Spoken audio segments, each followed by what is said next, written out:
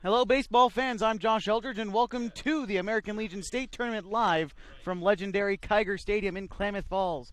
I'm Josh Eldridge. I'm so glad you could join us this afternoon on PlayActionSportsMedia.com. Today's game is presented in part by Hellgate Jet Boat Excursions, by Affordable Truck and RV, by Timber Country Coca-Cola, and by Les Schwab Tires. Welcome to the Oregon-California Supply AAA American Legion State Tournament, powered by Les Schwab Tires on PlayActionSportsMedia.com. This afternoon's matchup is between the Salem Dodgers and the Eugene Challengers. Eugene comes off of a heartbreaking loss last night to the hands of the reigning state champion, the Medford Mustangs. Eugene fumbled a 3-run lead in the bottom of the 7th, and Medford capitalized in the 8th and walked off the Challengers in extras. Now, Eugene, who have been a favorite to win the championship, has to win 3 straight to do so, and it starts today against the Dodgers. For Salem, they're fighting off elimination as well after a 12-8 victory over Hillsboro yesterday. Loser goes home in this elimination game on day 4 here at Kiger. When we come back, we'll get step for starting lineups and first pitch on PlayActionSportsMedia.com.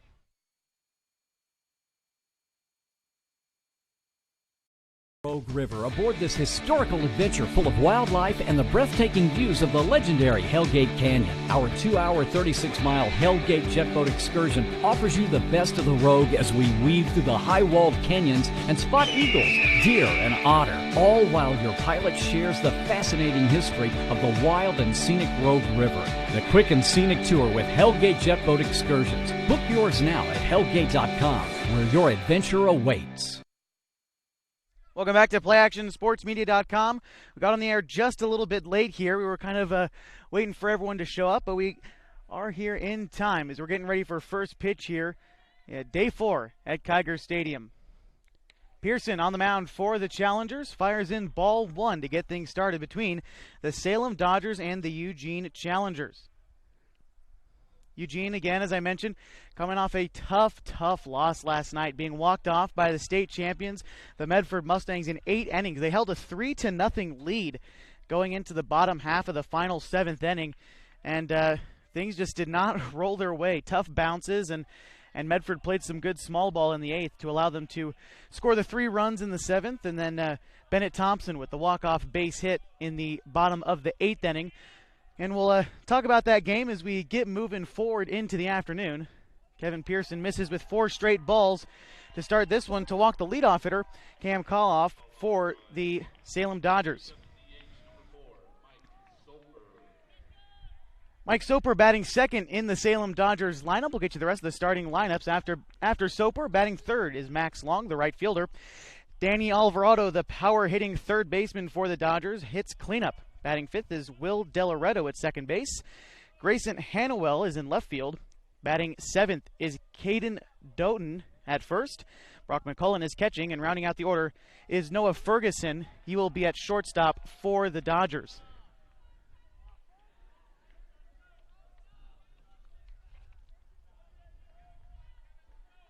Salem faced elimination yesterday against the Barbers from Hillsboro.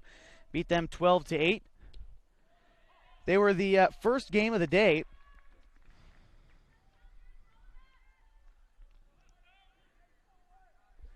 Again, we're able to put the Barbers away 12-8. Kevin Pearson on the mound for the Challengers. The 1-1. Taken outside. A couple left-handed hitters you're going to want to keep track of in the Salem lineup, and Soper is definitely one of them. He's designated hitting for the pitcher for the Dodgers this afternoon. That's Brett Hassoun.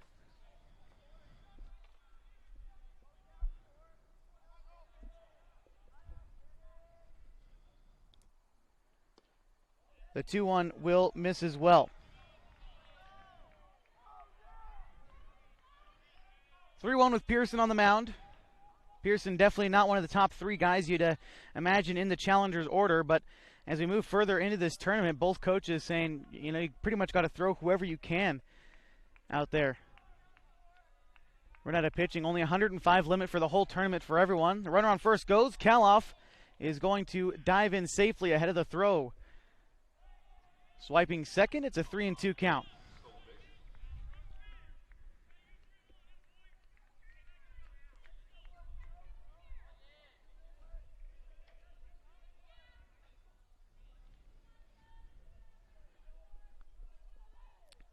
Pearson's got to just be able to throw strikes and hopefully let his defense work behind him, and that's really all you can try to do at this stage in the tournament is try to out-hit teams. Hopefully you can capitalize on the average pitching that's getting thrown at you once teams run out of their ace, and hopefully you can capitalize. We're probably going to see a lot more high-scoring games as we move into the latter days of the tournament, as that one will bounce past Woodcook behind the plate for Eugene. It will also be ball 4 to Soper.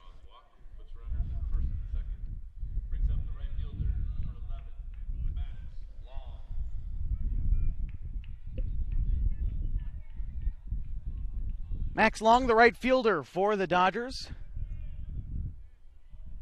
Finished his season at Linton Benton, hitting .368. Definitely one of the leaders of this Dodger team and one of the reasons they've made it this far into their season. Facing elimination for the second straight day, but today the semifinal. Playing a good Eugene Challengers team. He lays down a bunt there. Pearson up with it. The throw on to Parks in time, but both runners will move over.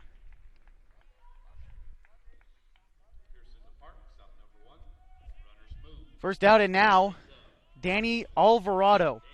Get you a good look at Alvarado here yesterday, hitting 2 home runs against the Barbers. Only 6 home runs hitting in the tournament so far, and Alvarado has 2 of them. See what he can do right now with 2 runners in scoring position in the top of the first, hoping to give the Dodgers an early lead and hopefully take some of the stress off of Husoon, who's their starting pitcher.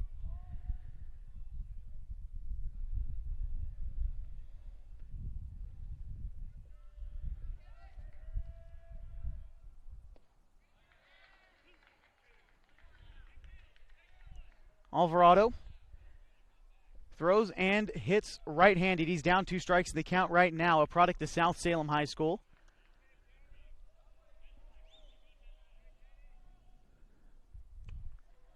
Might have been a breaking ball that didn't break enough from Pearson. South Salem High School this past spring, as a matter of fact, making it to the semifinal against Jesuit. They lost 3-2 after finishing first in the Mountain Valley Conference. 10-2 league record, and that's pretty good. The Salem Dodgers team's made up of a lot of the good schools around Salem. You got South Salem and North Salem, obviously. West Salem mostly going with Dallas, but Sprague out there as well. They finished second in the Mountain Valley Conference. That'll be a single, gets down the left field line, might end up being 2. Both runs will come around to score, and Alvarado will trot into second. Well, he'll slide in there, but regardless, it's a 1-out, 2 RBI double for Alvarado, giving the Dodgers a 2-0 lead.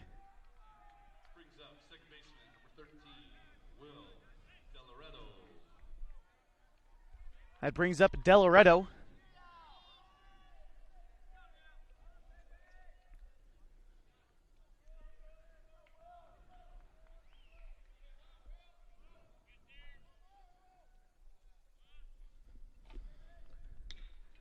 That one's hit on the ground out towards short, past the diving glove of Townsend. They're going to hold Alvarado at third. So it'll be runners at the corner, still only 1 out in the inning.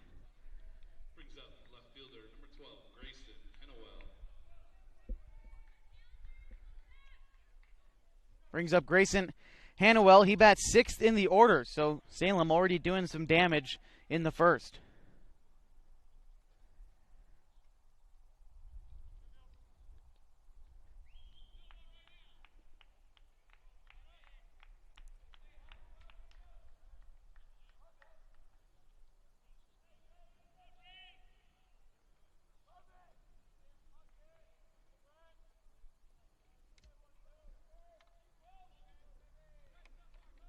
Hannawell again starting in left field tonight for the Dodgers, batting from the left side.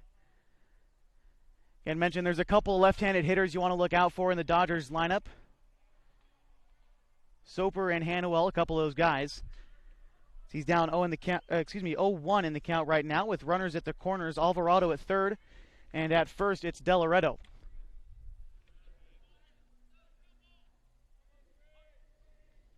Pearson on the mound for Eugene, already given up 2 hits in the top of the first. 2 runs have come across.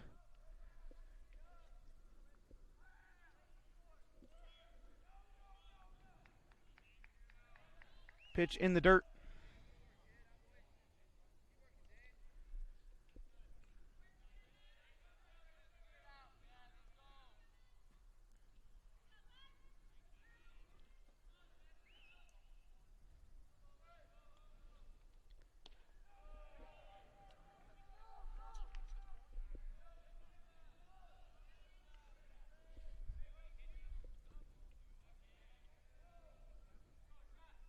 Take a look at the leadoff first from Del Loretto.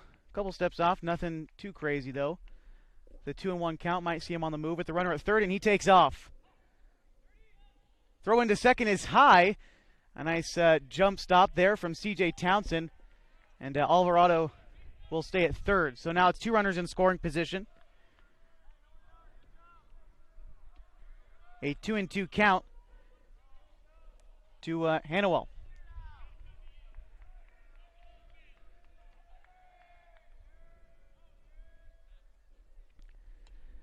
Swung fouled back. Still 2-2. So that still takes the double play out of order.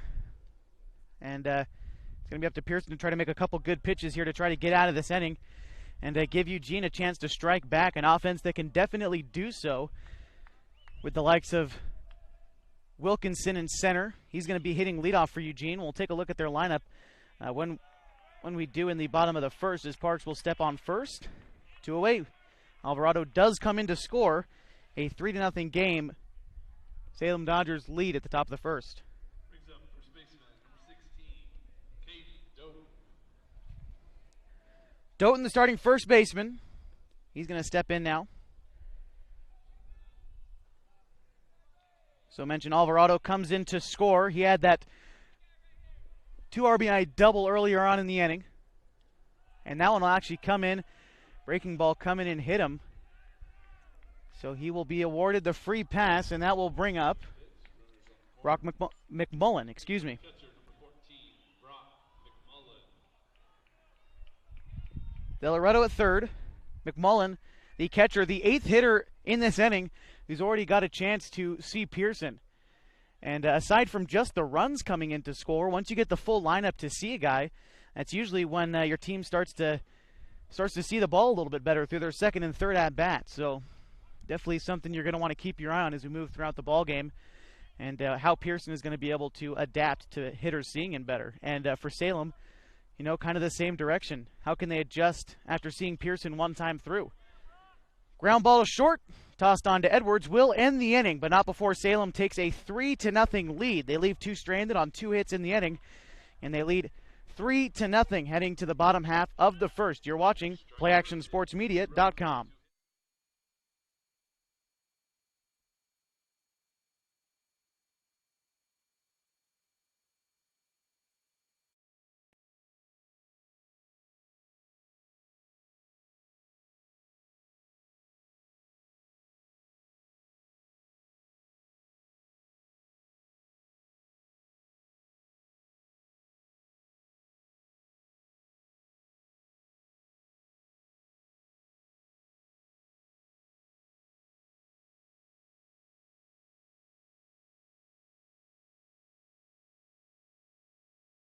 Experience the Rogue River aboard this historical adventure full of wildlife and the breathtaking views of the legendary Hellgate Canyon. Our 2-hour, 36-mile Hellgate jet boat excursion offers you the best of the Rogue as we weave through the high-walled canyons and spot eagles, deer, and otter, all while your pilot shares the fascinating history of the wild and scenic Rogue River. The quick and scenic tour with Hellgate Jet Boat Excursions. Book yours now at hellgate.com, where your adventure awaits.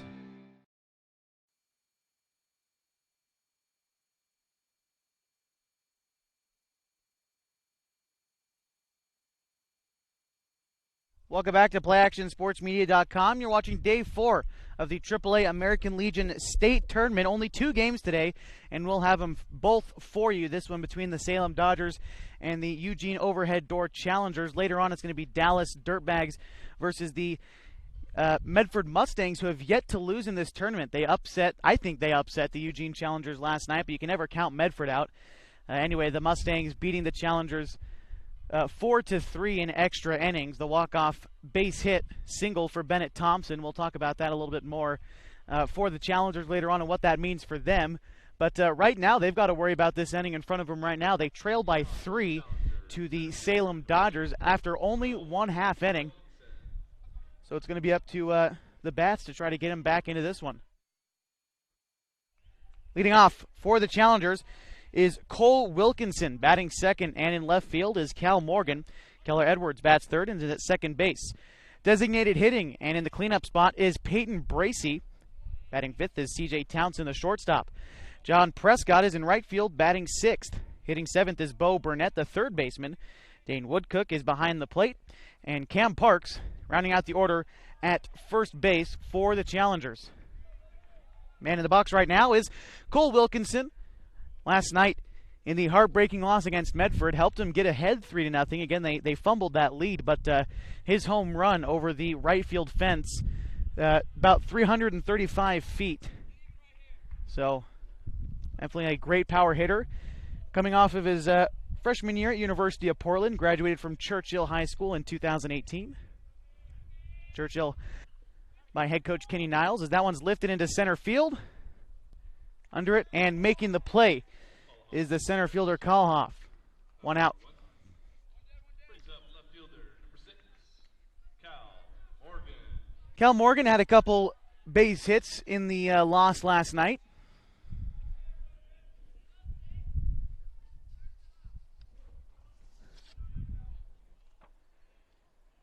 Morgan going 2 for 4 in the loss last night.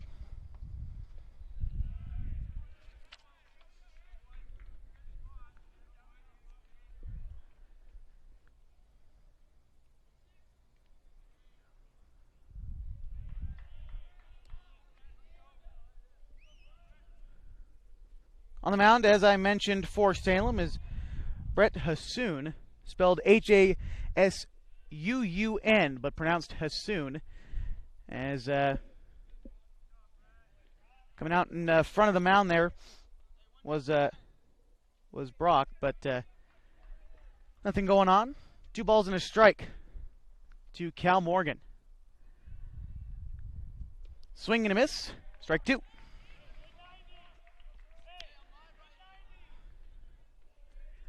Hassoun had a 3-run lead to work with without even throwing a pitch in this game, so hopefully he can work with that confidence and move through the Eugene order, as it is a dangerous one. Again, with the likes of Cole Wilkinson leading it off. Cal Morgan, he's been sneaky all year. He hits right behind Wilkinson in the lineup, and he's had a lot of opportunities due to intentional walks by Cole Wilkinson. Sort of reminds you of Barry Bonds and Jeff Kent back in the day for the Giants. Swing and a miss for Morgan there. 2 outs in the inning. That brings up Keller Edwards. But just to name a couple more guys, Peyton Bracey, Bo Burnett, all guys who can definitely swing the stick for Eugene.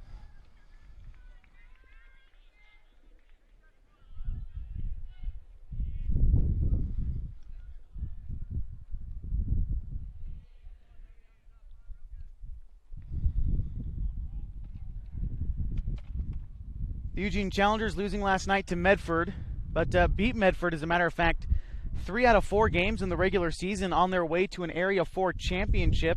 Eugene finished the regular season with a 37-13 overall record, 16-4 overall.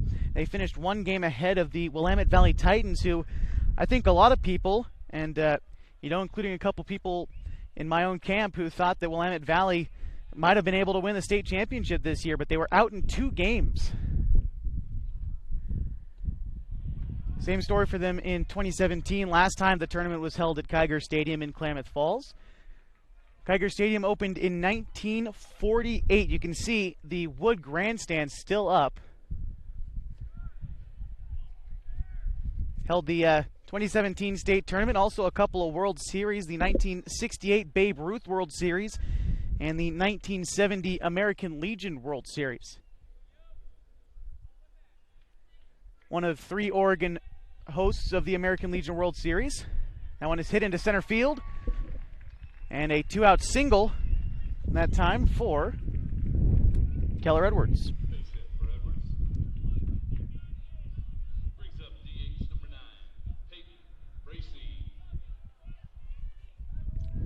Other two sites, of course, being Roseburg and Corvallis. Roseburg hosting it in 1974, 1996, and 93.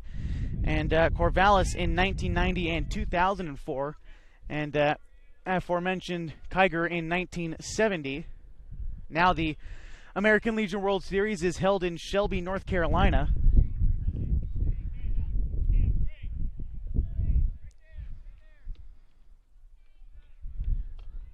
No balls and a strike to the number 4 hitter in the Challengers order, Peyton Bracey. Designated hitting for the pitcher, Kevin Pearson. Runner on first is Keller Edwards.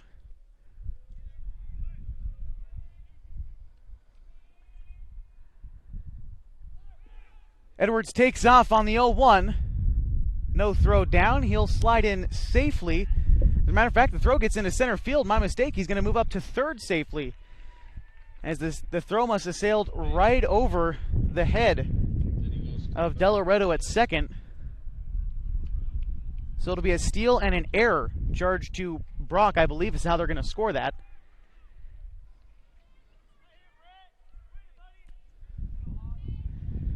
So now Bracey with an RBI opportunity he might not have thought he would have in the bottom of the first.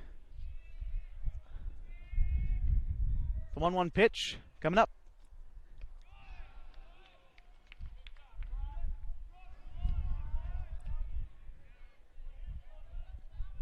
Keep track of the pitch count for both guys on the mound for Salem and Eugene, respectively. 105 pitch limit for either guy right now. Hassoun is at 18, pitch 19 coming up. So he's got a ways to go, but as we move forward into the tournament, you know, this is the second to last day. Definitely things you're going to want to keep track of. Bounced out to short. The throw on to first in time. A nice stretch by Doughton to make the play. Challengers leave one stranded on one base hit in the inning. They still trail 3-0 to the Salem Dodgers. We head now to the top of the second. You're watching the AAA American Legion State Tournament on PlayActionSportsMedia.com.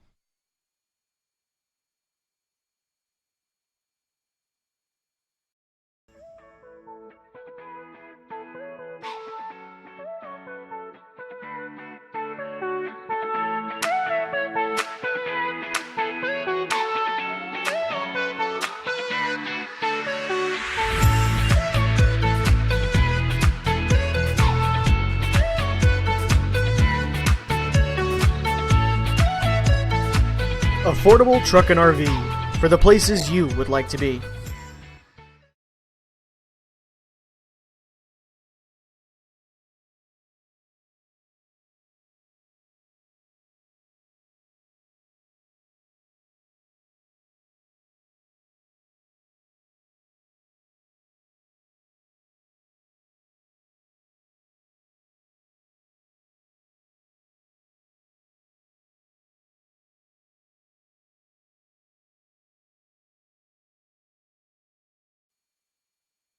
Welcome back to PlayActionSportsMedia.com. We're in the top of the second of a 3-0 ball game between the Salem Dodgers and the Eugene Overhead Door Challengers.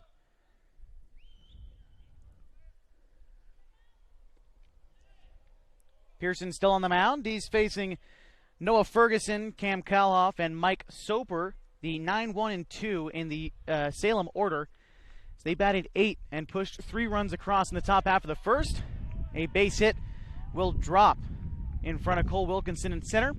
A leadoff single for Ferguson. Brings up center fielder number 18, Cam Kalhoff.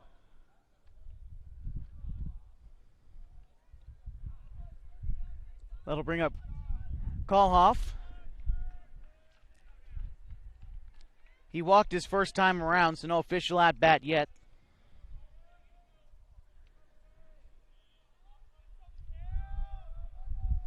One of 2 guys who got the base on balls in the first inning. Laid down on bunt. Burnett charging. And he's going to slap that one foul, it looked. So we're going to do it again. 0-1.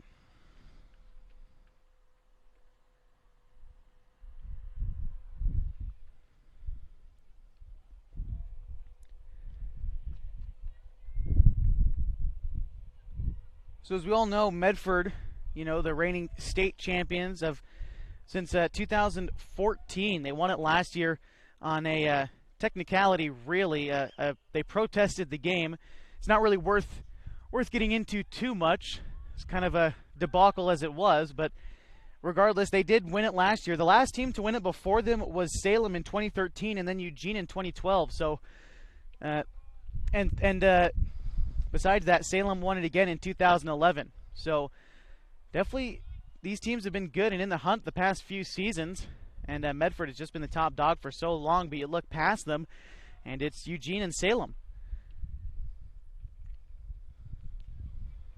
But a couple teams that have each lost a game in the tournament. Salem losing to Medford a couple of days ago. It was Sunday. They lost 15-2, and Eugene losing to Medford last night. So really, all brings it together.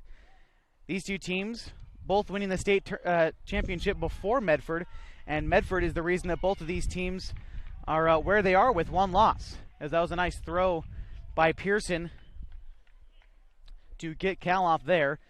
Meantime, though, Ferguson does move to second. Pearson to park, stop number 1. Brings up DH number 4, Mike Soper.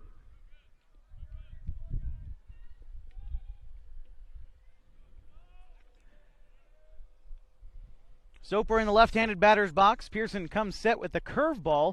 Just misses. It looks like it must have gone outside. Soper, he is the other guy who got the free pass on the base on balls in the first. So no official at bat for him yet. Runner on second is Ferguson. Pitch is high.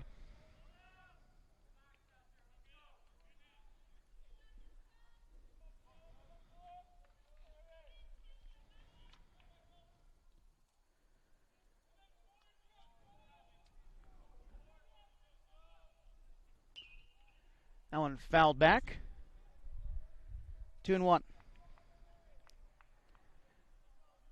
See, you take a look at our bracket on playactionsportsmedia.com. While we're waiting for the pitch, we'll give you a quick look at it, and we'll take it down so you don't miss any of the action. But it looks like, as it should be, that Salem should play Medford and Dallas should play Eugene.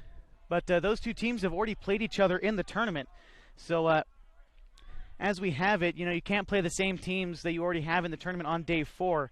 So that's why those two teams got switched around. Medford, after the win last night, they do have an immediate berth into the championship game, because even if they lose tonight against Dallas, they still have to lose one more time, and that will be in game 15, should that happen on Wednesday. And of course, we'll have all the times for you as they get released. As of right now, it's supposed to be 4 o'clock.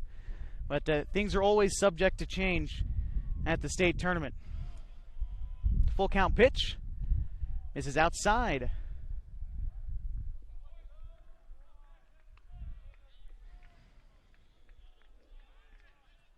Soper draws a walk, puts runners at first and second.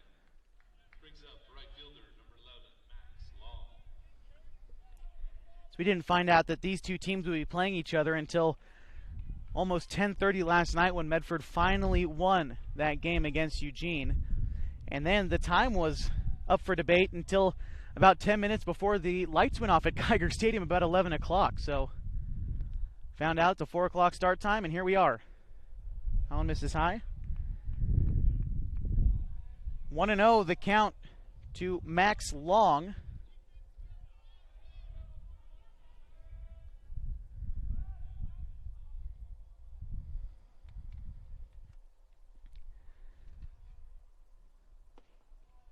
Long, again, coming off of his season at Lynn Benton Community College, hitting .368 there, I believe, was the figure. And definitely one of the leaders on this Dodgers team, showing resolve with his teammates. And they're definitely a team that is having fun out there for sure, just watching them warm up and bounce around out here in right field. Definitely one of the more looser teams here, but you watch them when they get on the field. It's all business, of course, in the state tournament, but you got to be able to have fun while you play, and this team certainly does that. 2 balls and no strikes, the count to Max Long.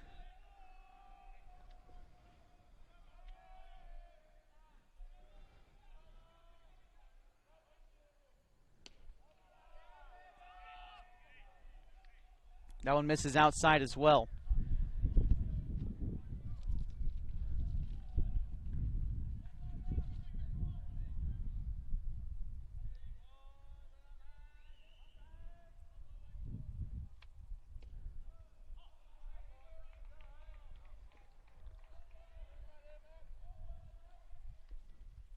Pearson's had a little bit of trouble finding the strike zone, but you look at the Eugene tournament roster, the official one that Coach Niles gave to tournament director Dave Snyder, and Pearson not even really listed as a pitcher, and they got him stealing a third.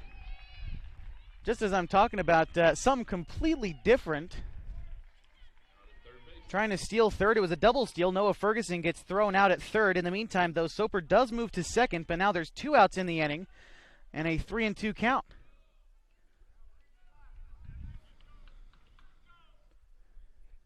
But now it'll almost certainly take a base hit to score Soper. But Max Long, definitely one of the guys who could be able to do that for Salem. And as a matter of fact, he'll take a walk here. But the guy behind him isn't any easier at all. It's Danny Alvarado. He doubled home 2 runs his last time through.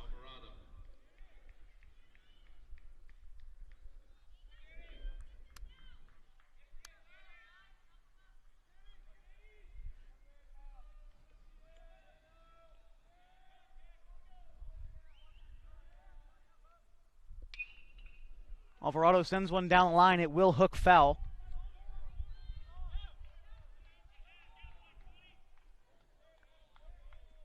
So 4 walks already for Pearson. That's a figure you don't want to see over 7 innings of play, but we're not even out of the second yet. See if you can pull in the reins. Getting a guy like Alvarado will definitely help your confidence, as that's a breaking ball that doesn't break enough. 1-1.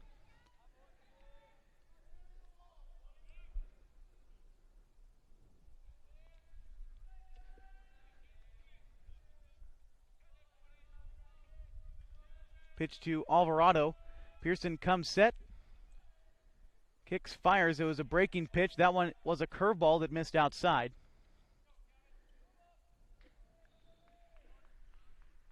Pearson falls behind in the count again, and he's been working from behind almost all afternoon. Again, 4 walks, no strikeouts. 3 runs have come across on 3 hits for him. That one will miss as well.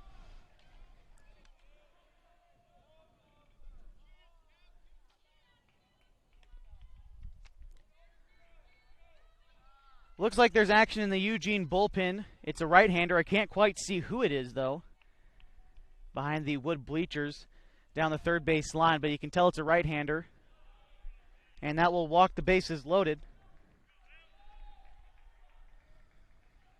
5th walk for Pearson. Now batting, second baseman number 13, Will Delareta.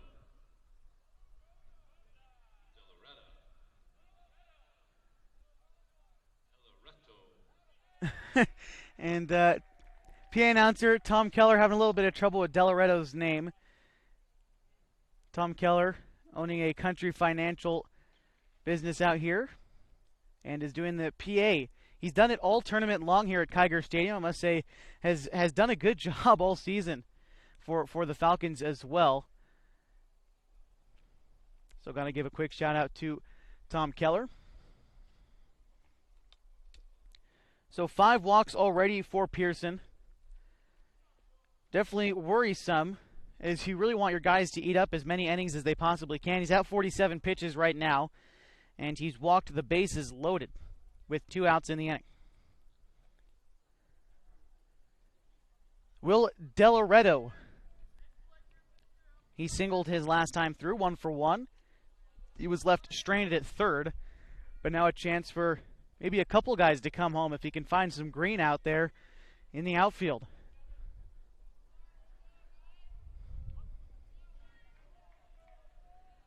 Bases loaded, 2 outs. Delareta at the plate. First pitch to him is hit on the ground. Burnett will take it. The throw onto Parks is in time, so the Dodgers will leave the bases loaded. They still lead, though, 3-0. 1 base hit in the inning. You're watching the AAA American Legion State Tournament on PlayActionSportsMedia.com.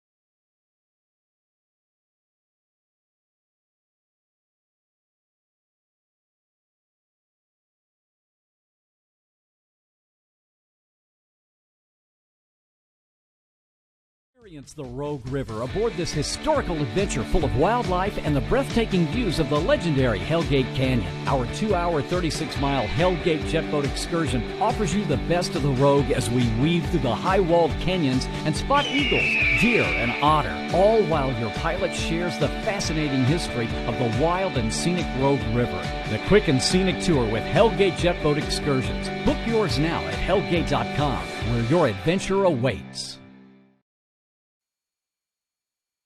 Welcome back to PlayActionSportsMedia.com. You're watching the AAA American Legion Oregon State Tournament, the first of two on day 4. This one between the Salem Dodgers and the Eugene Overhead Door Challengers. Later tonight, it's going to be the Dallas Dirtbags and the Medford Mustangs. We're in the bottom of the second of this one, 3-0. The Salem Dodgers in the lead.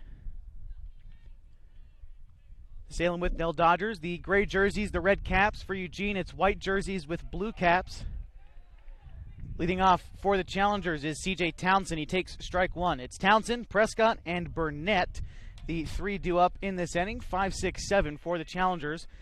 As they try to get back into this one. They're not out of it yet, but that'll help them a bit there. That ball skipping past the Salem shortstop, Ferguson. We'll see if they give him an error. It might have been just an unlucky bounce out there in the field.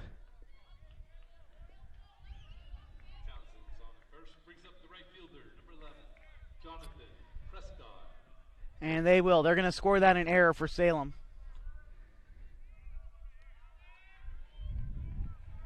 And that will bring up Jonathan Prescott.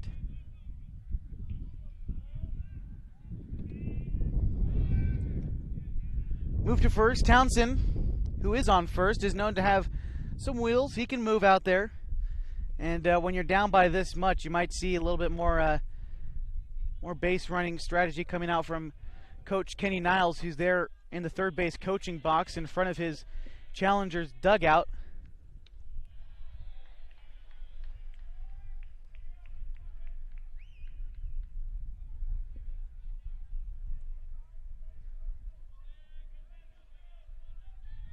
Pardon me, Kenny Niles down here on the first base side. Tough to tell from this distance, but talking to his men as they get on to first, it looks like, as it's 2-0. To Prescott.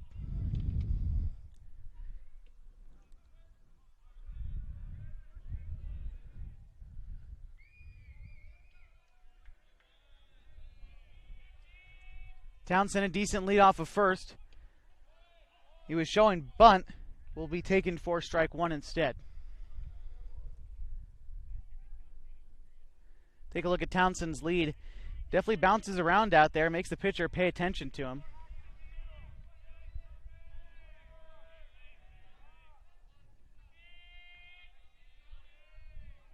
Takes off. Townsend for second. That one hit in the middle, and it gets through the hole where the shortstop should be. Ferguson went to cover second, and that would have been hit right to him. The perfect hit-and-run play executed by the Eugene Challengers. It'll be a base hit for Prescott, and that moves Townsend to second.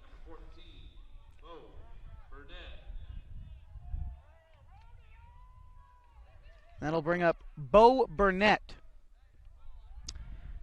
You hate to point fingers at all, but last night the ground ball hit to him at third. He made a great play to get to the ball. We'll give him that first, but you got to wonder if maybe he should have held on to it, because the throwing error allowed the Mustangs to put some runs up on the board in the bottom of the seventh and eventually come back and win. So again, you hate to point fingers, and again, he made a great play to get to the ball, and he grounds one, and that'll be an infield single for Burnett. So bases are loaded for the Challengers on the bunt single, and that brings up Dane Woodcook. Catcher number 7, Dane Woodcook. Woodcook only saw a couple at-bats last night as he was a late-game defensive substitution. Bases are loaded, nobody out for the catcher Woodcook. Backup catcher generally for Connor Jones, who I think if you had to pick some of the best defensive catchers in Oregon, it would be Connor Jones and a guy who's not at the state tournament, Ike Gilliland of the Grants Pass Nuggets. Two of the probably the best defensive backstops in all of Oregon.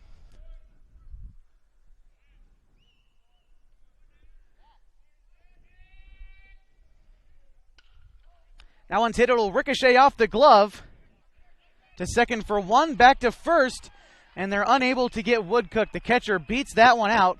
Burnett is tossed out at second, but one run does come in to score for the Challengers, as it'll be runners at the corners. One run home in the inning. Now batting, first baseman number 20, Cam Parks. Double play in order for Cam Parks. Parks, known for his pitching prowess for sure, has shut down almost every team in Area 4 and did so earlier on in this tournament to Hillsborough on the first day when the Challengers beat them 11-1. Parks was the starter in that game, and I don't have his pitch count in front of me, but I believe he still has about 30 to 35 pitches left to go, so he could be a safety valve later in the game should the Challengers need him.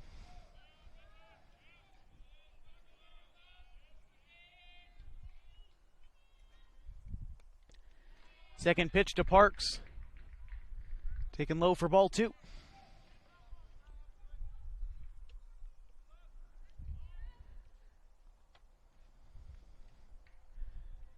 Gonna have a meeting at the mound between the batteries of Salem, Hassoun, and Brock. Just quick though, probably just trying to calm his guy down. Hassoun, not a guy that Salem has thrown all year long. Again, we mentioned both teams out of pitching, if they're not almost out of pitching. And Hassoun, a guy who, you know, is just a guy you need to throw strikes up there. He's done a good job so far of at least throwing strikes. He hasn't walked anyone yet for the Challengers, but again, he has allowed that run to come across. It is unearned for him. So all things considered, Hassoun doing pretty good out there for not having pitched much, as that'll be a wild pitch. Staying at third, though, is going to be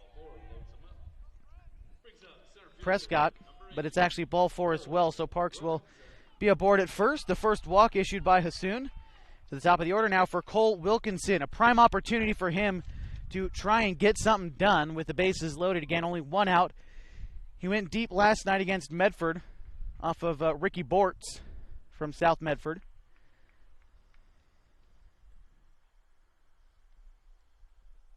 Cole Wilkinson, as I had mentioned before, from Churchill High School, and then spent his first spring at University of Portland. But again, is one of the leaders of this team. He can pitch, and boy, can he hit. Going deep last night, it was his only hit of the ball game. It was a solo shot, but he can definitely swing it. Prime opportunity for him to potentially tie up the game if he gets one in a crease.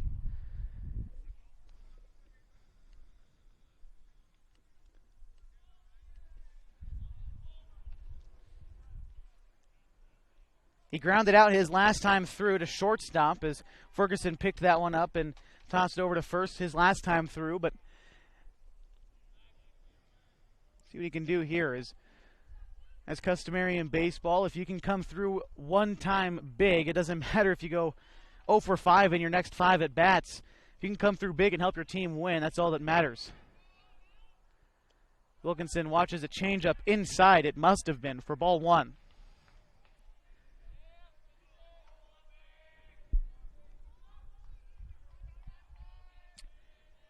Wilkinson did finish his day yesterday 1 for 4.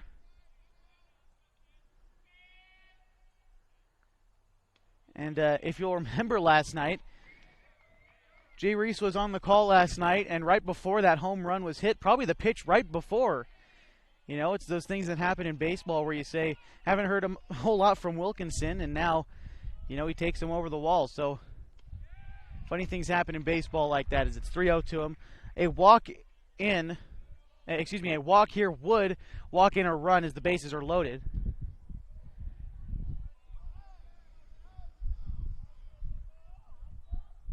The 3-0 to Wilkinson. And that one will find the zone. And you almost think a walk here to Wilkinson would hurt you less than a base hit would. So you definitely don't want to give him anything to hit here, and they will do just that. So it will walk in a run, but that's better than Wilkinson getting a base hit for sure. So it'll be 3-2 for Eugene. Bases remain loaded, and that'll bring up Cal Morgan. Cal Morgan, another one of those guys who, as I mentioned, I sort of made the comparison between Wilkinson and Morgan to that of Barry Bonds and Jeff Kent, though a lot less power between them. Still guys who, you know, you walk one to get to the other. In this case, you walk Wilkinson to get to Morgan. It's happened more than once, and Morgan will make you pay just as much as Wilkinson will. Take strike one high there.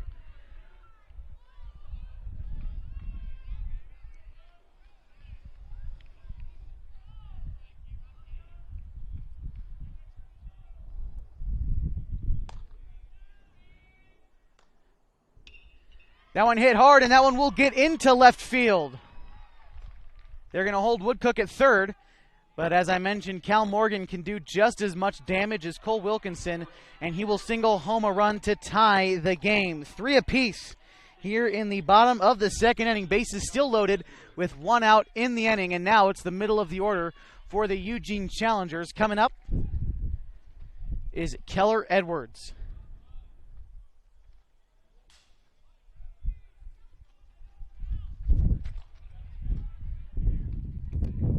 Cal Morgan, a couple base hits last night, no RBIs, but he gets his first one here.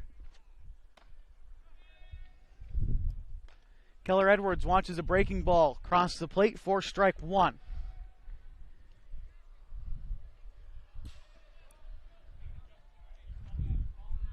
Challengers has pushed 3 across in this inning already on 3 base hits, aided by 1 error early on in the inning by Ferguson at short.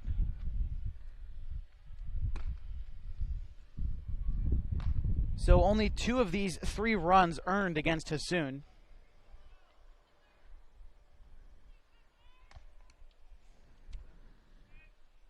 It's 1-1 now to Keller Edwards, who singled his last time through. Takes that one for a ball.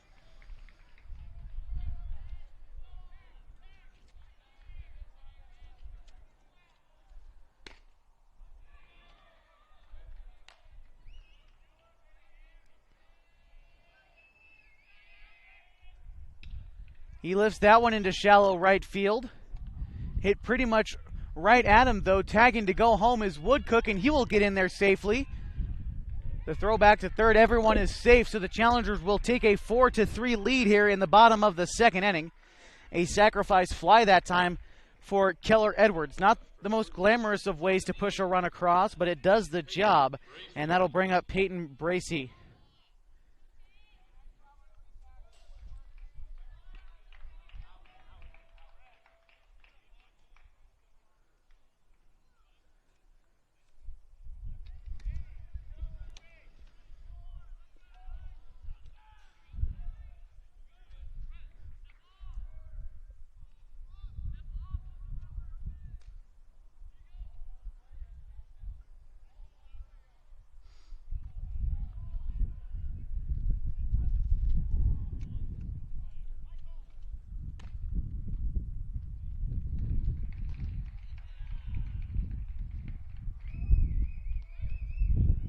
So I'm not quite sure what the play was there. I think they were testing to see if the man at third, which is Cam Parks, actually tagged from second, and the call is that he did. So,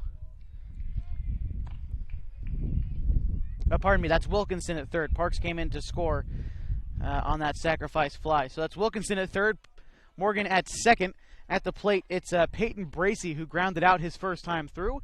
He's ahead in the count, 1-0. That one dribbled foul.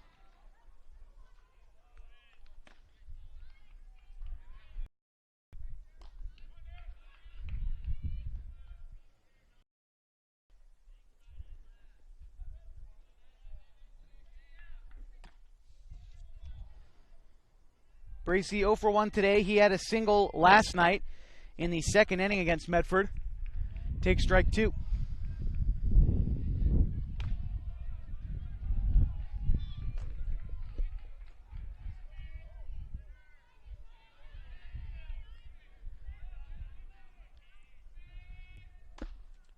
Another one to Bracey.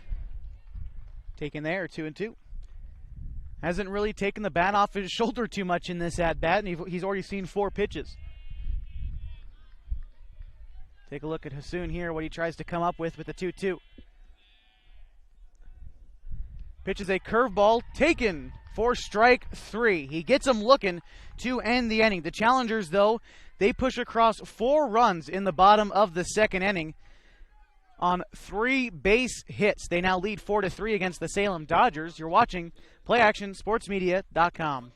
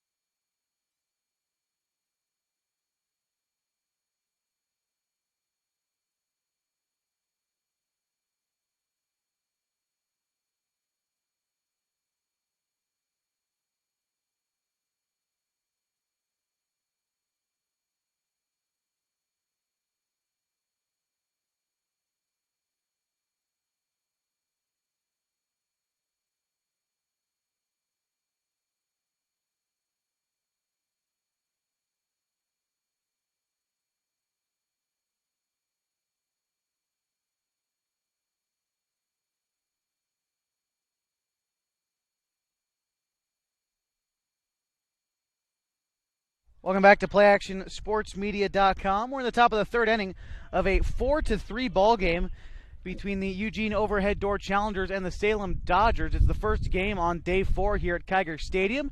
Next one up, the Dallas Dirtbags and the Medford Mustangs. You can watch that right here on PlayActionSportsMedia.com. Ball and 2 strikes to the Salem leadoff hitter, Grayson Hannawell. He sacrifice bunted a run home last time. Well, rather, it was a swinging bunt. It didn't get very far, but still a run came home. So an RBI to his name this afternoon so far. One of the 2 left-handed hitters I mentioned to look out for in the Salem Dodgers lineup. The other was Mike Soper, and he's been walked twice so far. Hannawell takes that one outside, 3-2.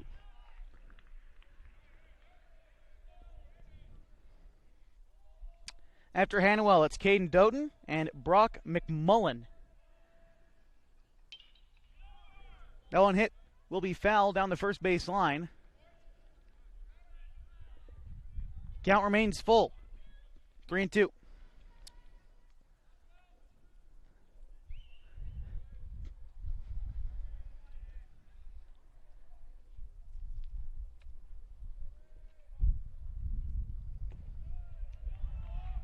Ball 4, a walk to lead things off in the third.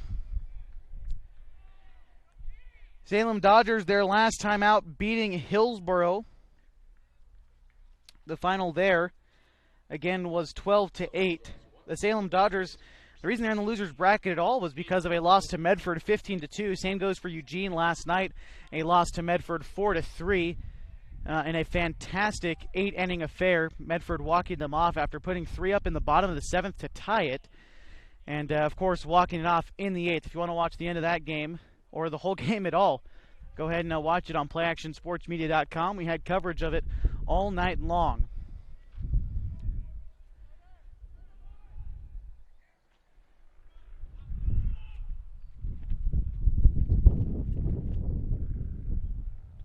But back to my point about Salem, of these two teams, they're the only one that played a super regional matchup. Salem played Lake Ridge. They swept them in 2 games. The first one was played 1 week ago yesterday, a 6-5 win for them, and then they finished the series with an 11-5 win over the Lake Ridge Roofers. But Eugene, because they were a league champion, Area 4, arguably the toughest league to play in all of the Northwest as far as American Legion goes. They were the champions of Area 4 and got an immediate berth into the tournament. In their opening round, they beat Hillsboro 11-1. They came back on Sunday and beat Dallas 3-2. Again, last night losing to Medford in that extra innings affair. Ball and a strike to Caden Doughton.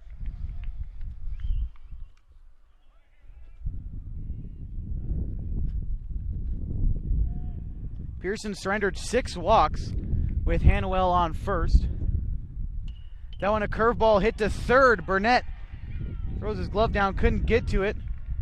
Hanwell moves up to third. That's a single for Doughton. Puts runners at the corners with nobody out.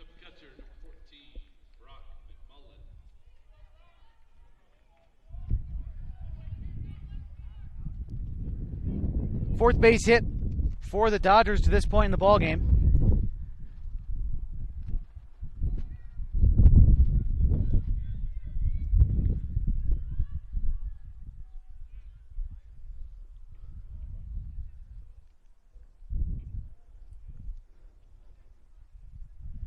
Three runs for Salem in the first. Eugene answered back with 4 of their own in the bottom half of the second. Now the Dodgers trying to do some damage in the top of the third. They've got runners at the corners. At first, it's Caden Doughton, and at third, it's Grayson Hanwell. At the plate, Brock McMullen, who grounded out his first time through. 4 hits, even for both teams. Salem with 2 errors.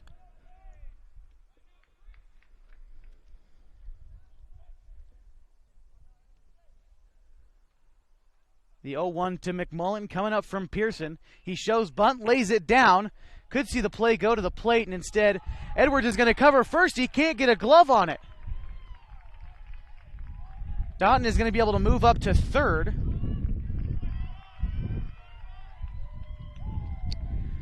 So as we look on how to score this, the run coming in for Hanwell will be earned. It'll be an RBI for McMullen regardless, but he will reach on, I believe that error is going to go to Keller Edwards. It was a good throw from Pearson. He just couldn't glove it. That'll bring up Noah Ferguson, and Doughton moves up to third in the meantime. So tie ball game, 4 apiece. Runners still at the corners.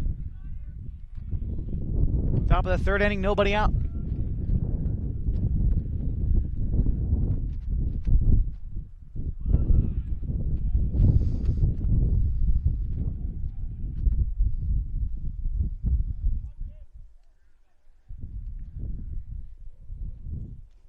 Want to know the count to Ferguson, who singled and was left stranded in the second. The Dodgers left the bases loaded in the second inning. Another bunt gets laid down. That time they are going to have a play at the plate, and he gets in safely. Doughton dives in under the tag, and the Dodgers take the lead, 5-4.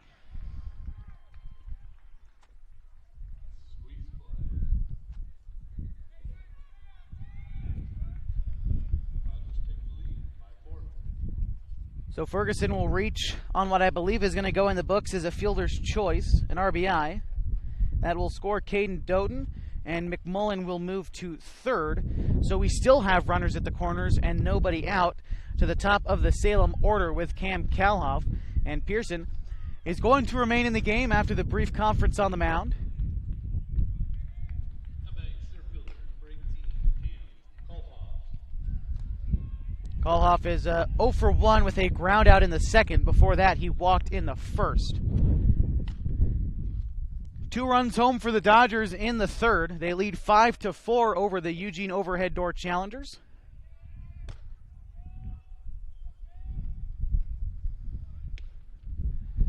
That one taken for strike one. Going to mention the 2 runs home in this inning already. There's still nobody out, so Pearson definitely in a world of trouble. I believe we still have a right-hander warming up in the bullpen for Eugene. Again, can't quite see who it is through the bleachers, but a right-handed pitcher for him. Pearson picks that one up and has to hold on to it. He decides to go to third. So I'm not sure how they're going to score that, as I didn't quite see the play entirely.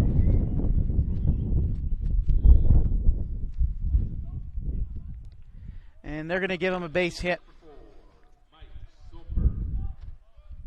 So bases go loaded now after Kolhoff beat out the infield single. There was no throw. He didn't really beat it out, I guess, but... So at third, it's McMullen. At second, it's Ferguson. At first, it's Kolhoff. At the plate is Soper. Left-handed bat in the Dodgers lineup. See what he can do now. Wanted to swing at that one, but decides to look at strike one. Still nobody out in the inning. Corners are in for Eugene. Parks playing on the infield grass, as is Burnett at third.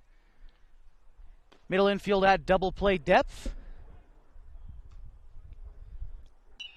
That one is hit on a line into center field. Wilkinson is going to be able to grab that one, and no tag, so it'll just be the first out in the inning.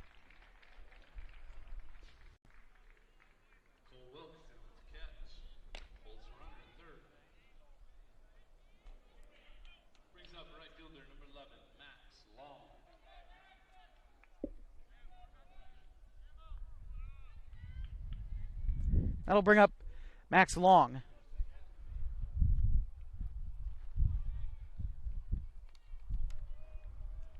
Long, a sacrifice to move a runner over in the first, and he walked in the second. Hasn't had a great opportunity to swing the bat yet, but with bases loaded, 1 out, he's going to see a pitch he likes, and he's going to try to drive it. He takes a hack at a breaking ball for strike one.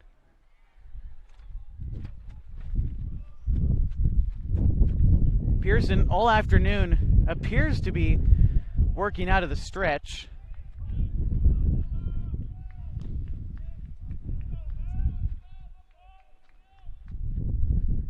That's another breaking ball, lifted into the outfield. Play is made, tagging to go home, and the throw is cut off by Parks. So a sacrifice fly and an RBI for Max Long. He's the second out in the inning. It brings home McMullen. Tagging from second, moving to third is Noah Ferguson. And staying put at first is Cam Kolhoff. And that'll bring up Danny Alvarado. He has 2 RBIs on a double in the first inning in this game. After that, he walked in the second inning.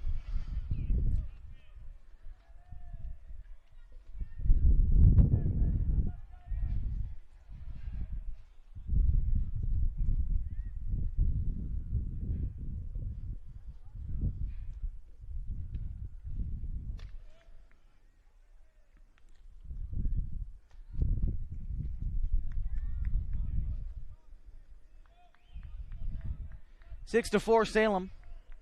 We're in the third inning.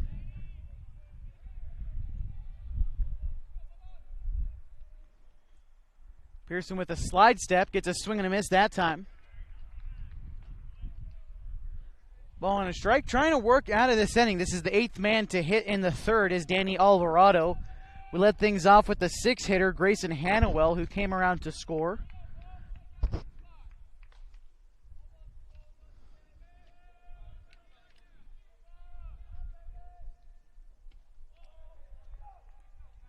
Taken high, 2-1.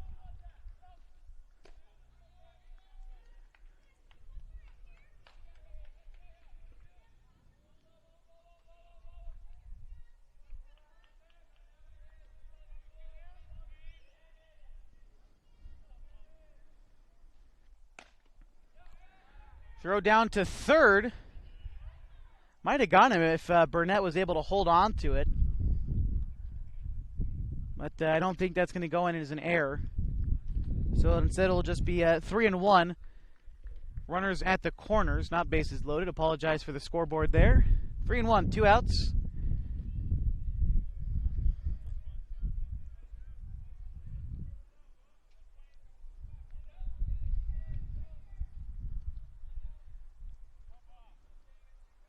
Pearson needs to throw a strike here, and he will. The runner goes from first, and Kalhoff gets in there safely, no throw.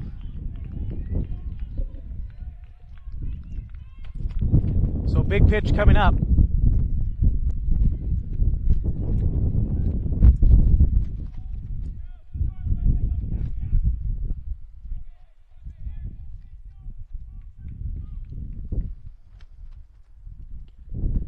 And it will be a walk to Alvarado.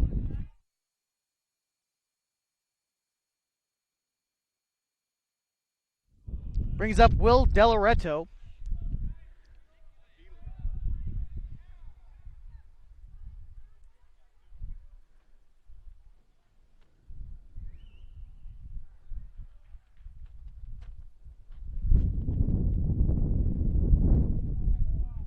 Two outs, bases loaded. Delaretto his last time. Single and grounded out. 0 for 2.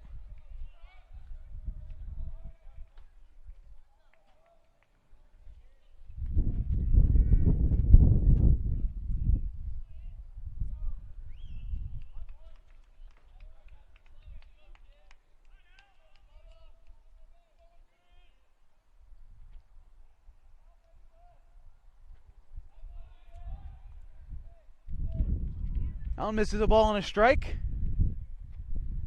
Take a look at Delaretto here.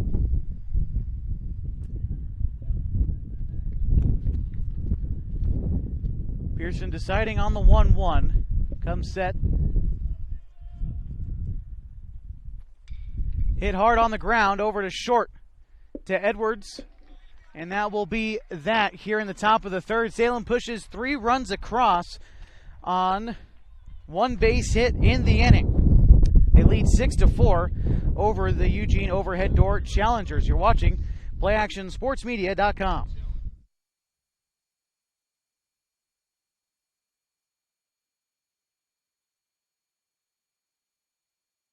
Your concrete supplies are available at Riverside Ready Mix Incorporated. Get everything from bolts to rebar. Ensure you have the quality supplies you need to get the job done. Get ready mixed concrete delivered right to your home or business. We have over 50 years of experience supplying quality concrete. Are you in need of a new septic or water tank? Call us for an appointment to take advantage of our exceptional precast septic and water tank sales. Call now.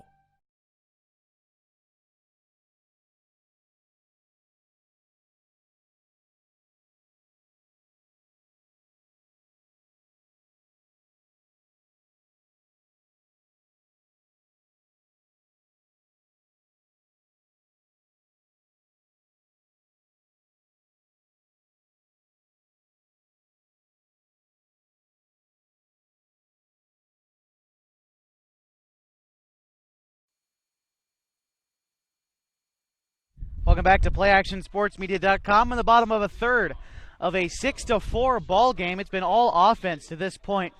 We're in the bottom of the third for the Challengers, leading off against the Dodgers. Pardon me there. C.J. Townsend, John Prescott, and Bo Burnett. 5-6-7. Challengers try to take back the lead. Lead has already changed hands twice so far. That one's hit in the air out to center field. Making the play easily out there in center is Kalhoff.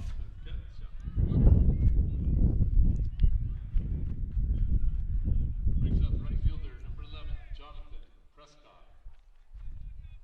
Brings up Jonathan Prescott. One quick out on 1 pitch in the bottom half of the third. Prescott, he singled in the second inning.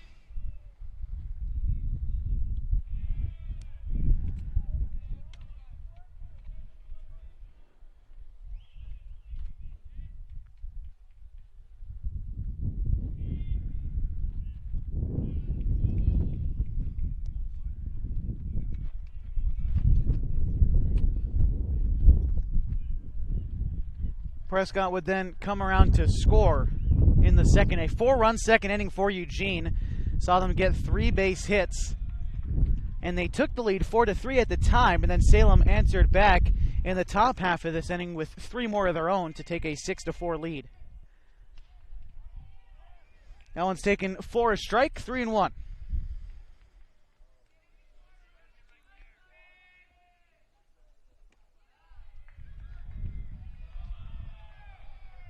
Prescott draws a walk. Brings up third baseman number 14, Bo Burnett.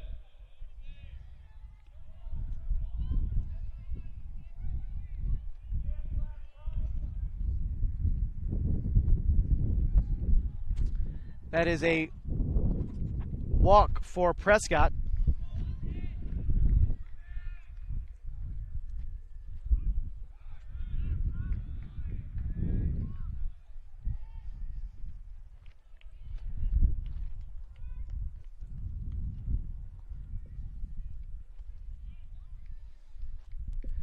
Still on the bump is Hassoun for Salem. He's thrown well up to this point. You look at the 4 runs on the scoreboard, but for a guy who hasn't really pitched a whole lot all season, he's doing quite well for himself.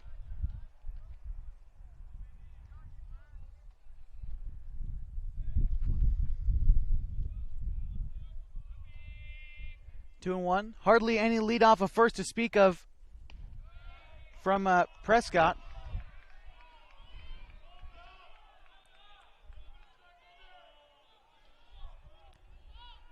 Definitely a lot of groans from the Salem supporters here. A vocal group for sure, without trying to disrespect anyone. Definitely advocates for their home team. So you can hear them all the way down the first base line here. The 3-1 is taken high. And I guess we have the count wrong here. That should be the 3-1 pitch right there. So we'll see what Hassoun does now. It's the Dallas Dirtbag squad. I'm sure you can see them shuffling in. So we'll get you a better look at them here. That one's hit in the air into right field. Making the play in right, where the second out is long.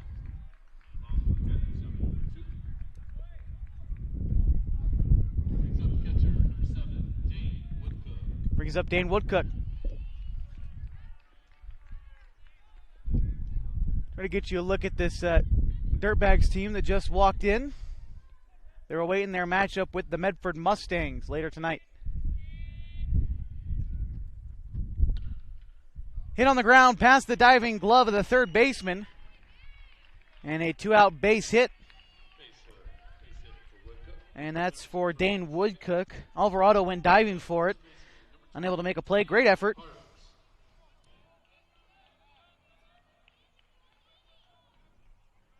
They'll move Prescott to second, and Cam Parks a chance now. He walked his last time through. And I don't think we're going to see a pitching change here. As a matter of fact, we will. So that'll be the end of the day for Hassoun. We'll get the pitching changes and all the rest of the defensive changes when we come back. You're watching the Oregon-California Supply AAA American Legion State Tournament on PlayActionSportsMedia.com. Salem leads 6-4. Stick with us.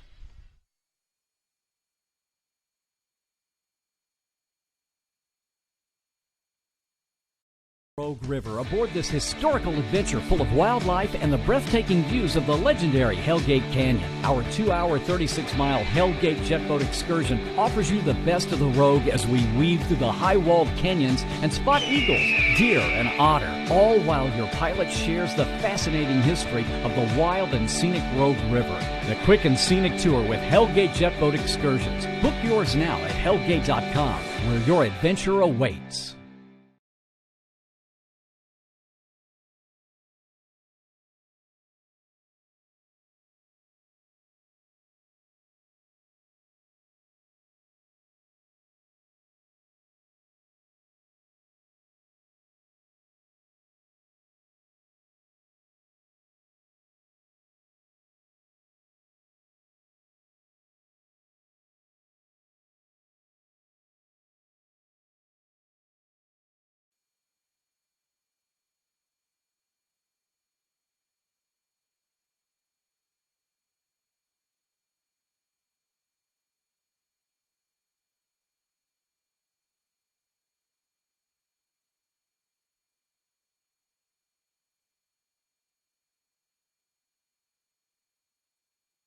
Welcome back to PlayActionSportsMedia.com in the midst of a 6-4 ball game, bottom of the third between the Dodgers and the Challengers. New pitcher on the mound for Salem is going to be the former left fielder Grayson Hannawell. He comes in relief of Brett Hassoun. We'll get his final totals in just a minute. Coming into left field is Noah Ferguson, the shortstop, and a new defensive player at short is number 7, Cole Hirschbach from Sprague. He is listed as a player and a pitcher and an infielder. Throws right and bats right as well. So bring it back into this one. 2 outs, 6-4 the score, with the runners at first and second for Eugene. First pitch from Hannawell is called ball 1.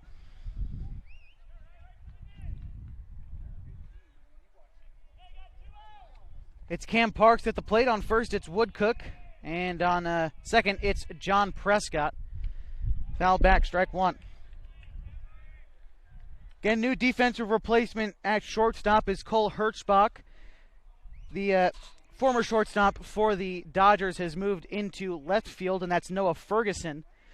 And again, on the mound is Grayson Hannawell, who started the game in left field for Salem. The 1-1 taken low, ball 2.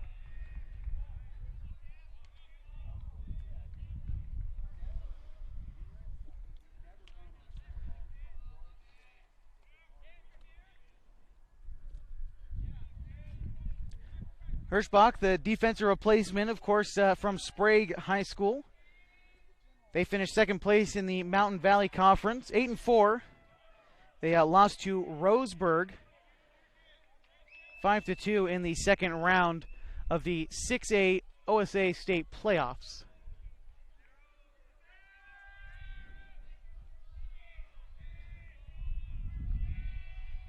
The 3-1 from Hannawell is hit out to shortstop. The new shortstop into the game, bobbles that one, but he's able to make the play in time. Hirschbach gets action right off the bench and has a little bit of trouble, but he does make the play for the third and final out of the inning. The Challengers leave 2 stranded. They trail 6-4.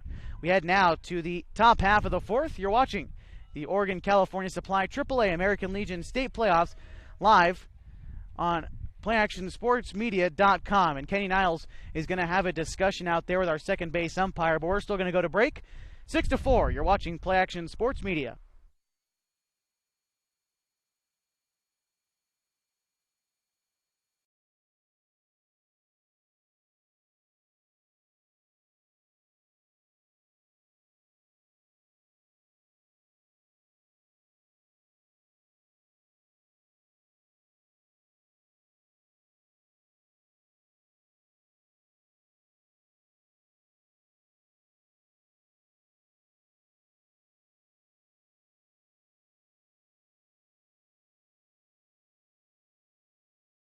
Experience the Rogue River aboard this historical adventure full of wildlife and the breathtaking views of the legendary Hellgate Canyon. Our 2-hour, 36-mile Hellgate jet boat excursion offers you the best of the Rogue as we weave through the high-walled canyons and spot eagles, deer, and otter, all while your pilot shares the fascinating history of the wild and scenic Rogue River. The quick and scenic tour with Hellgate Jet Boat Excursions. Book yours now at hellgate.com, where your adventure awaits.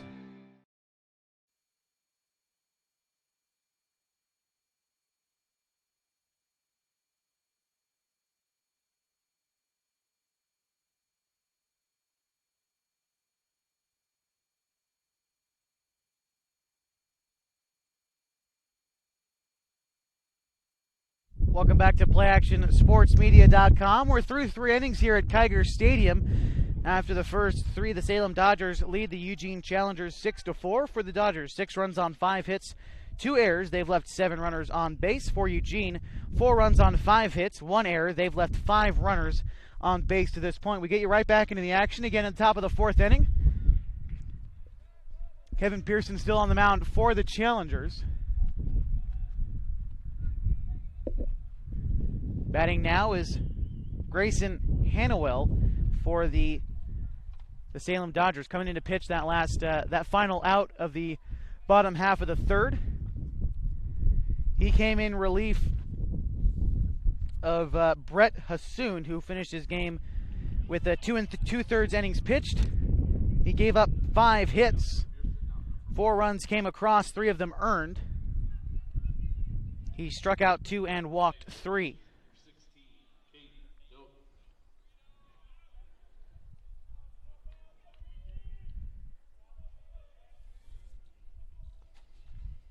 Brings up Caden Doughton.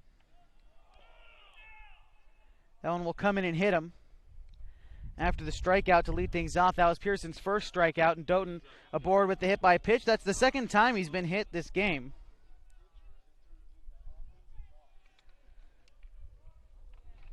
Brings up Brock McMullen.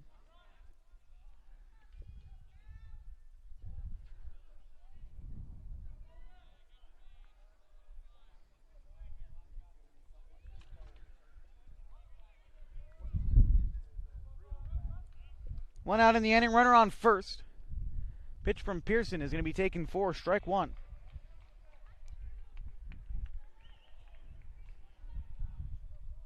So for Salem, they scored 3 runs in each the first and the third innings. That's how they have their 6 runs. For Eugene, it was just 1 4-run inning in the second. They trail 6-4.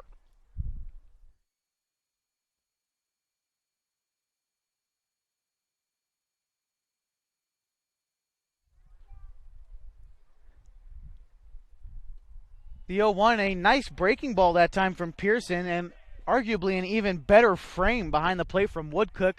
Gets that one a called strike 2.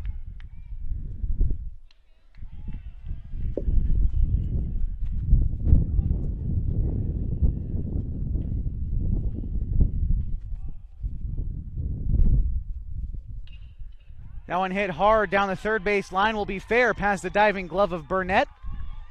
Rounding second and heading for third. In there safely is Caden Doughton. Double for McMullen. Runners at second and third. Brings up Noah Ferguson. Started the game at short, moved to left. Ferguson.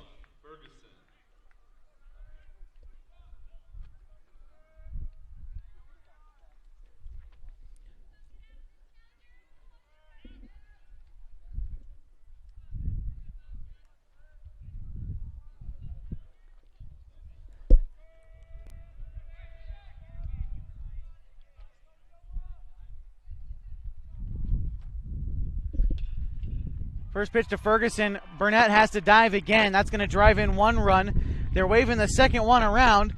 No play at the plate, so Doughton and McMullen will both score. An RBI double for Noah Ferguson makes it an 8-4 ball game.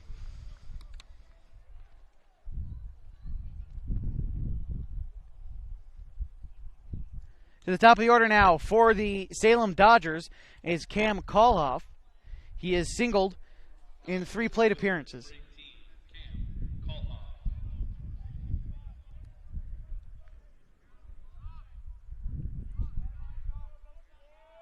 Dodgers already pushed 2 across here in the top half of the 4th, 1 out.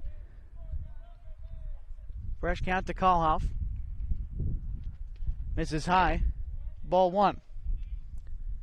Pearson's been knocked around a little bit, 7 hits against him.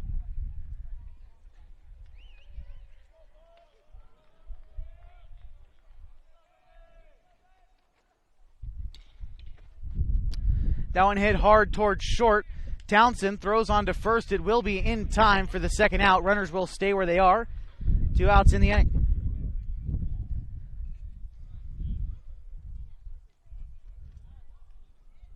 Brings up shortstop, number 7, Cole Hirschbach.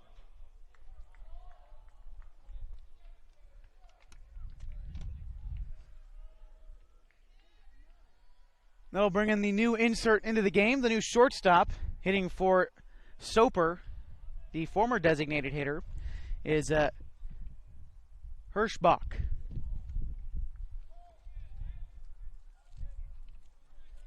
Just to get it right here, that's Cole Hirschbach.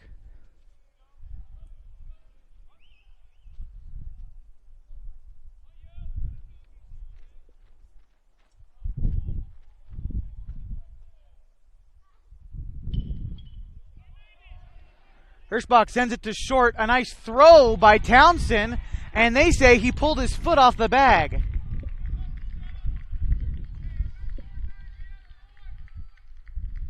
A nice play from Townsend at short, but maybe had a little bit of time to set his feet and try to throw. Hirschbach, regardless, we'll call it a single, and I believe they're actually going to charge him with an error. It's a nice play to get to the ball, but they're going to charge him with an error. E6, Hirschbach, get that right one of these times. He'll reach first. Ferguson to third, brings up Max Long.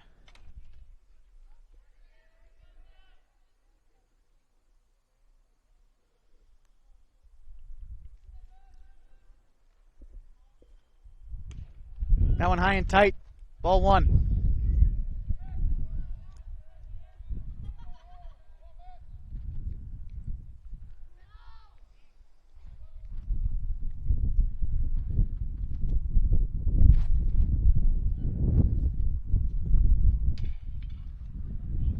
Hit in the air, shallow right field, and calling it off and making the play is the Challengers right fielder Jonathan Prescott. Will end the inning. The Salem Dodgers, they push 2 runs across in the fourth, 2 base hits in the inning. They now lead 8-4 over the Eugene Overhead Door Challengers in this Day 4 elimination game. Loser goes home. Salem leads 8-4. You're watching PlayActionSportsMedia.com.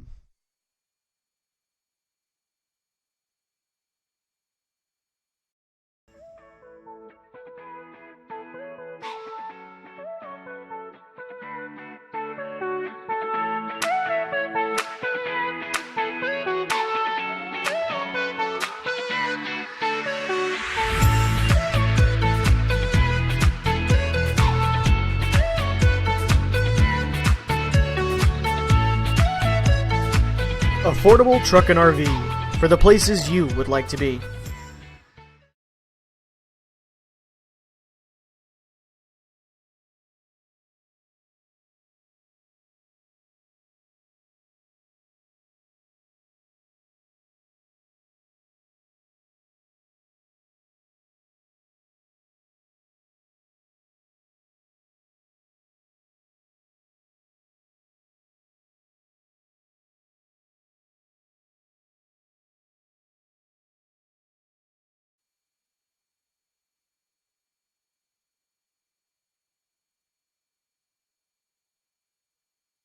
Welcome back to PlayActionSportsMedia.com. Bottom of the fourth inning between the Dodgers and the Challengers. Salem leads Eugene 8-4 in this elimination matchup. Loser goes home from the state tournament. Winner will play either Dallas or Medford tomorrow. That one will get through for a base hit. Leading things off is Cole Wilkinson for Eugene. Apologies for not being able to see it there. Still getting situated. My apologies. Wilkinson on first via the base hit.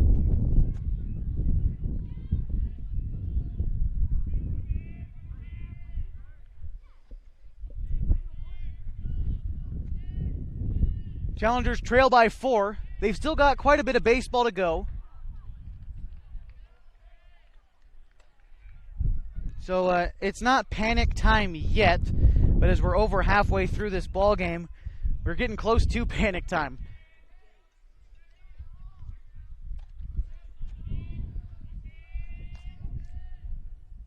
Pitch high and tight to Cal Morgan. That will warrant a visit from the Salem catcher, Brock McMullen.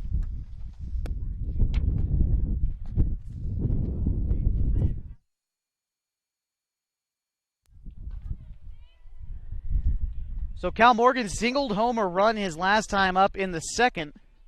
After him is going to be Keller Edwards, who also has an RBI, though his on the sacrifice fly. So the top 3 guys in the Eugene order doing their job. And it's not like they haven't put out a good amount of offense either. They've scored 4 runs in the first 4 innings, though all of them coming in the second, but you still look at the bigger picture. As that one's fisted to first base, a diving try by Doden. But it'll be a base hit, back-to-back singles for the Challengers in the fourth. Base hit for Morgan, puts runners at first and second. Second baseman, number 16, Keller Edwards. Second base hit of the day for Cal Morgan. Overall for the Challengers, that's 7 on the day. That brings up Keller Edwards.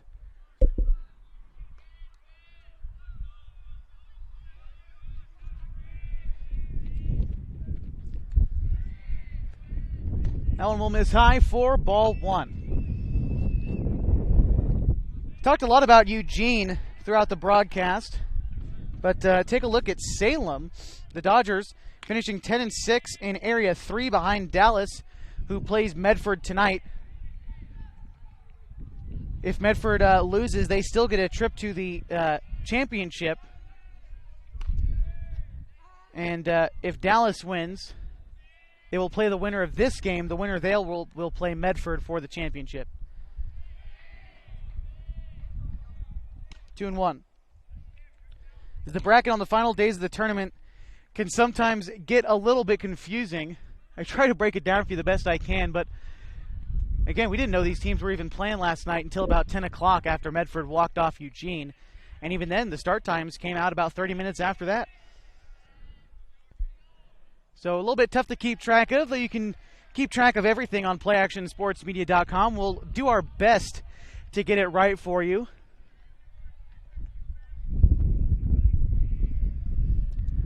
But everything a little bit confusing around state tournament time. After the state tournament, it's the Northwest Regional at Lewiston, Idaho. The Oregon State winner will play the Alaska State winner to open the tournament at 10 a.m., a scheduled start time a week from, I believe, Wednesday is the start time for the Northwest Regional. They'll play the Alaska State champion. The past 5 or 6 years, don't have the number right off the top of my head, was Juneau from Alaska. Though not to say that's who the Oregon State champion will face this time around. Just to give you an idea, they will face Alaska, though, in the first round. That one will, in fact, come in and hit Keller Edwards.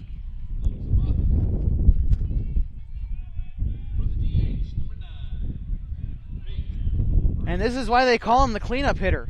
Bases loaded, nobody out. He's got all the freedom in the world to swing away, though you do still want to wait for a good pitch to hit. Peyton Bracey.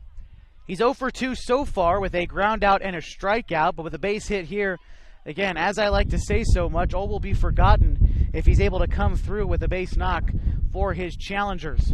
The pitch from Hannawell.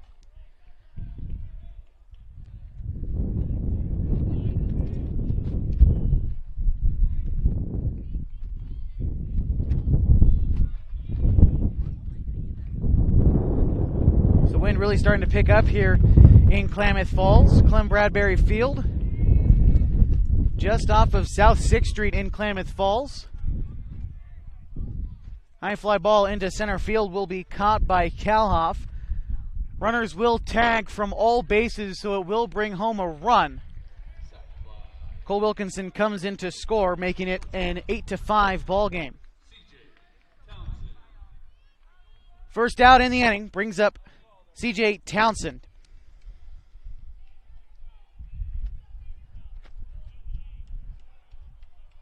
Again, all runners move up, so Morgan to third, Edwards to second.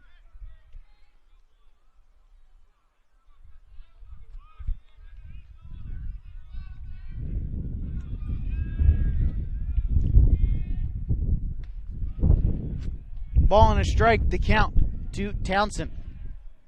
Reached on an error in his first time in the second inning and flew out in the third. So 0 for 2.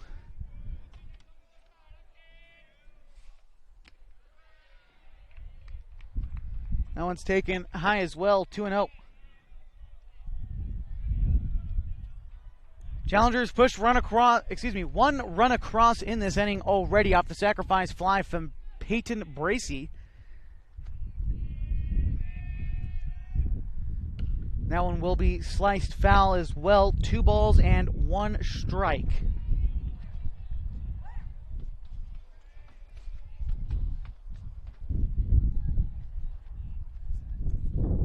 At the young ones running after the foul ball behind us. Sorry for the pounding and kicking around. It's all part of the feel at the state tournament. Definitely an event to be a part of. This is my first state tournament here at Kiger Stadium, and I must say it's been a pleasant experience so far. All the people loving baseball, the parents supporting their children, and of course all the staff who've helped everything get underway. Thank the grounds crew. I've seen Pete Whistler out there working, Tom Loney out there, the Henley athletic director, along with Joe Tacchini, former Henley coach, out there as well, part of the grounds crew. All the people making this event possible. A lot of moving pieces, and they've pulled it off very, very well, I must say. My first time out here. Much respect to everyone who works this event.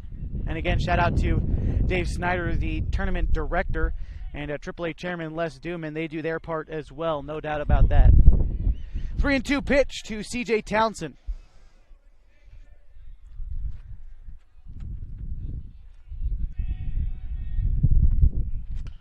That one chopped towards shortstop. Throw on to Doughton in time. 1 run does come in to score, an 8-6 ball game. Give Townsend the RBI. In the meantime, Edwards moves to third. Scores a run. Brings up the right fielder, number 11. John Prescott, he's 1 for 1 with a walk in the third, base hit in the second inning.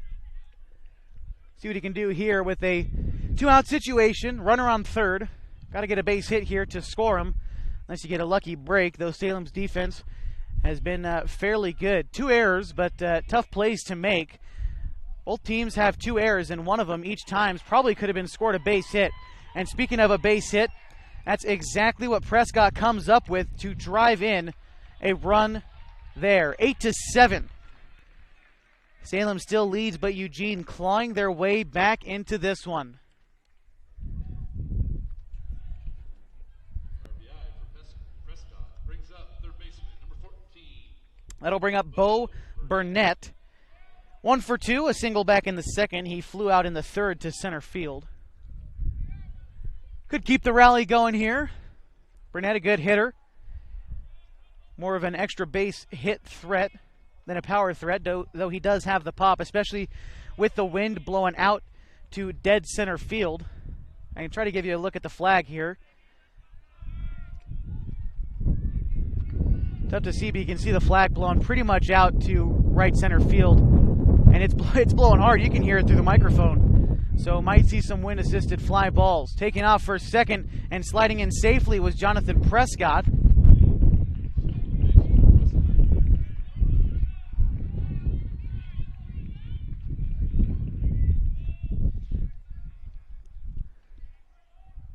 Two 2-0 count with 2 outs in the inning.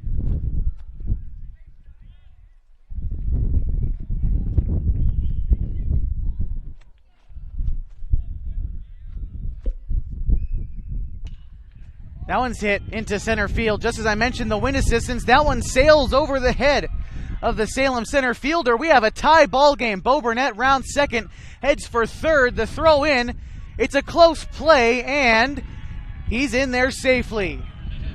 Bo Burnett, a 2-out RBI triple, ties the game at 8.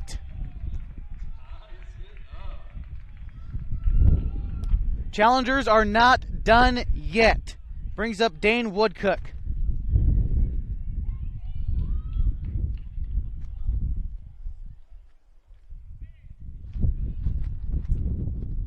Four runs in this inning for the Challengers, mirroring what they did in the second. And we're going to have a pitching change, I believe, for Salem. When we come back, we'll get everything squared up for you. As far as defensive changes for the Dodgers go, we have a tie ball game, 8 apiece. We're in the bottom of the 4th inning. You're watching PlayActionSportsMedia.com.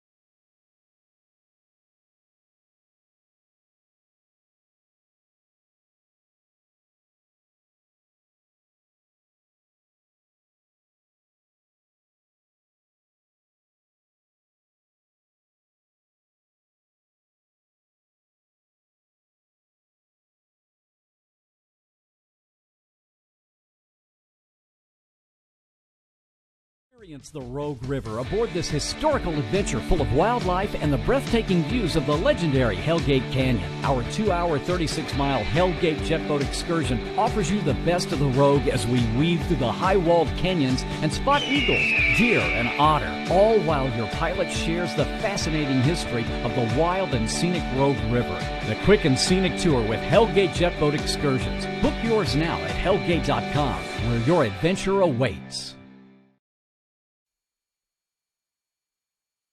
Welcome back to PlayActionSportsMedia.com in the middle of an 8-8 ball game, and no, we're not in the 11th inning. We're in the 4th inning. Eugene and Salem tied up at 8. We got a new pitcher on the mound for Salem.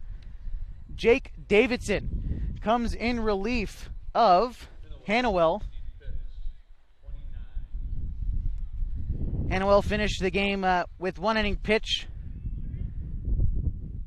3 hits, 4 runs came across for him, all of them earned. He did not strike out anyone, and he hit 2 guys without a base on balls. We get right back into the action. Jake Davidson on the bump. No other defensive switches as far as I can tell for Salem.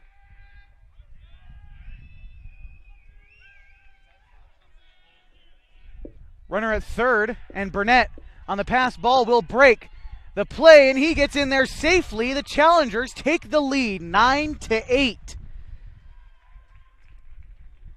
Only silver lining now is that Davidson can now just focus on getting the batter, which is Dane Woodcook. That run will be charged to Hannawell. Grayson Hannawell, apologies for not being able to get the first name sooner. Grayson Hannawell, that run will be charged to him.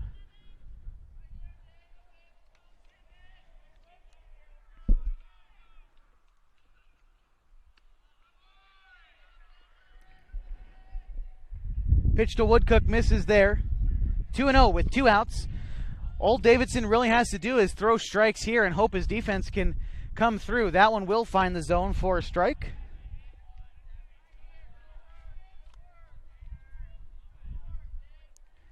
Davidson listed as a utility guy, throws and bats right. Going to Lane Community College after graduating from high school at Cascade High School. 3-1 to Dane Woodcook. Will walk him. He'll pop it up to third base and end the inning. Challengers push across 5 runs, and they take the lead back. A 9-8 ball game. We head now to the top of the 5th. You're watching the Oregon-California Supply AAA American Legion State Tournament live on PlayActionSportsMedia.com.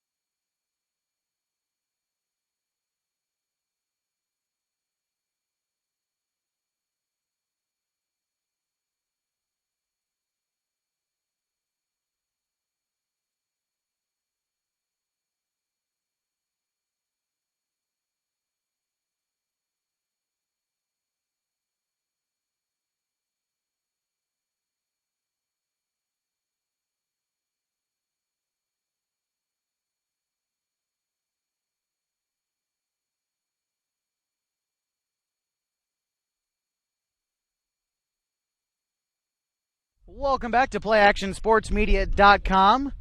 Top of the 5th inning of a 9-8 ball game. The Challengers lead the Salem Dodgers. New man on the bump for Eugene. It's going to be Trent Keeler. He comes in relief of Kevin Pearson. He threw 91 pitches over 4 innings of work, allowed 7 base hits, 8 runs came across. Unofficially, 6 of them earned. He struck out 1 and he walked 7. Of those 7, 4 runs came around to score, and that could be a difference maker. You take away those runs, and Eugene has a commanding lead.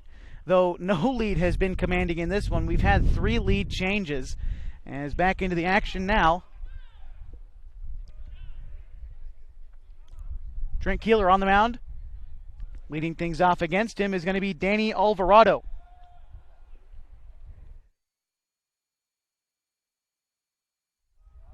Alvarado is 1 for 2 on the day with a walk and 2 RBIs for him.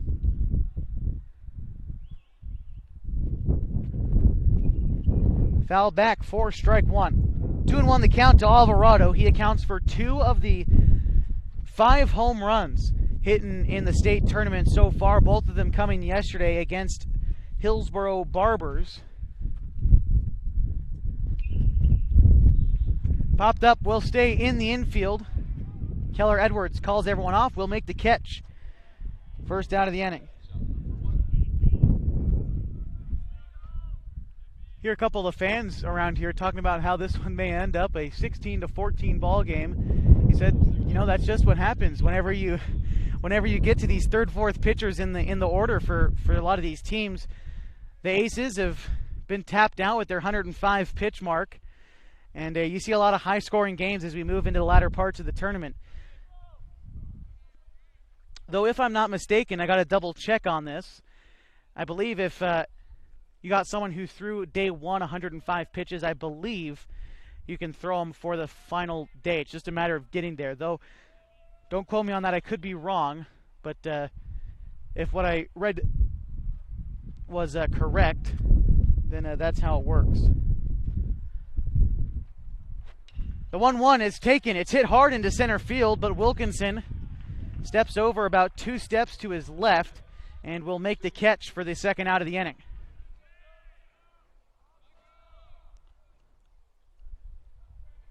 Now batting pitcher number 3, Jake Davidson. That'll bring in Jake Davidson. He's hitting in the spot of Grayson Hannawell.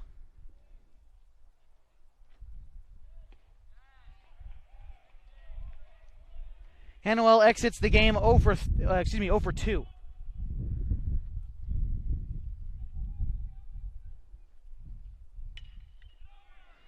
That one hit out to second. Throw to first will be in time. 1-2-3 go the Salem Dodgers. 9-8 the score. The Eugene Challengers are leading in this one as you head to the bottom of the 5th inning on elimination day. You're watching Oregon California Supply AAA American Legion State Tournament on PlayActionSportsMedia.com.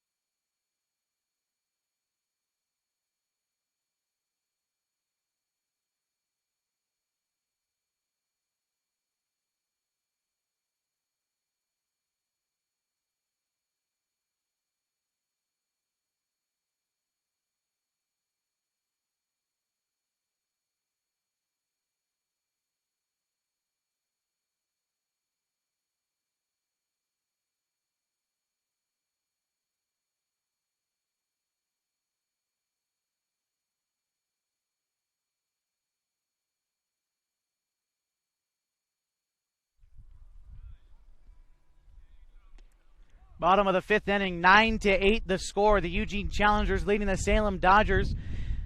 Again, 9-8. Still on the mound for the Salem Dodgers is Jake Davidson, coming in relief of Hannawell, who started the game in left field. Grayson Hannawell exits the game after 1 inning pitched. Gave up only a couple base hits, 3 of them to be exact. 5 runs came across. All of them earned. He would be on the hook for the loss if this lead holds, but we've changed leads 3 times already in this game. Some you don't see a lot in baseball.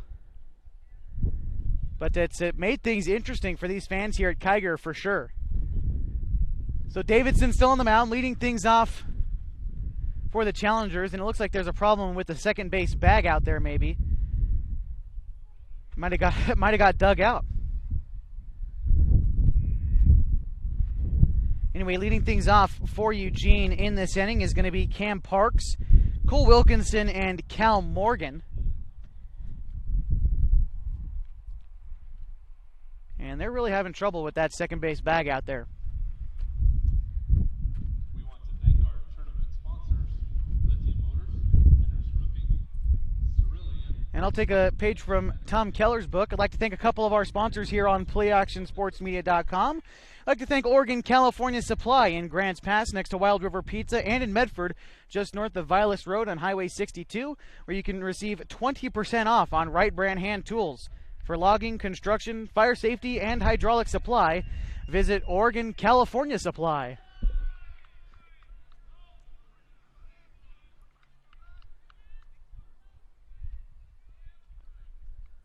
Ball one will be issued to Cam Parks. Parks 0 for 1 with a walk so far. Grounds that one to third. Tried to barehand it at third was Alvarado, but unable to do so. So Parks is going to reach on what I think should be an infield single. We'll see what they give Alvarado. It's going to be an error. So another one of those judgment calls. 3 errors for the Dodgers after that one. So Cam Parks will reach on an error. Top of the order now, Cole Wilkinson, who singled his last time through. Other than that, he's walked and grounded out. So officially 1 for 2. See what he can do now with a runner on. That wind really starting to blow, as I mentioned, straight away center field. Ball hit in the air, might not drop.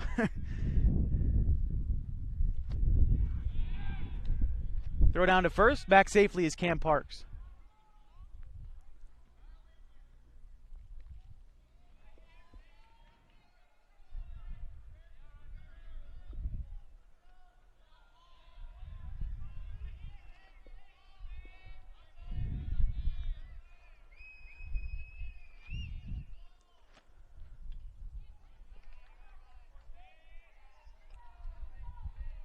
Two and one.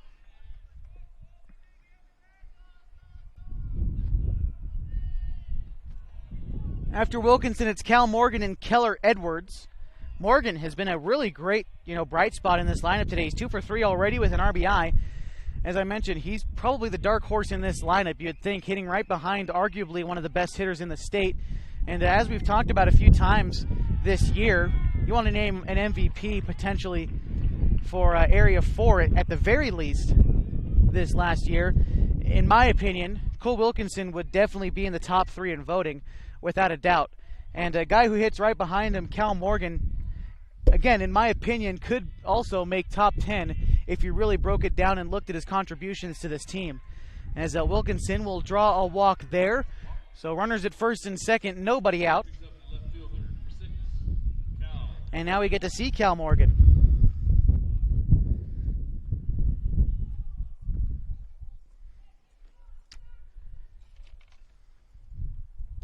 Meeting on the mound.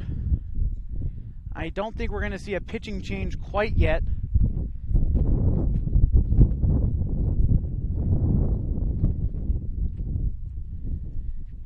Meantime, we'd like to thank Hellgate Jet Boat Excursions. Book your getaway trip today down the wild and scenic Rogue River now by visiting online at hellgate.com and celebrate their 60th anniversary at Hellgate Jet Boat Excursions. Again, book your trip today at hellgate.com. Having been on one of those jet boat excursions myself, they're quite fun, but be prepared to get soaked on the ride back.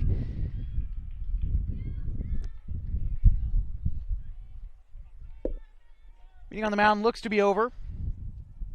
Cal Morgan going to be stepping back into the box.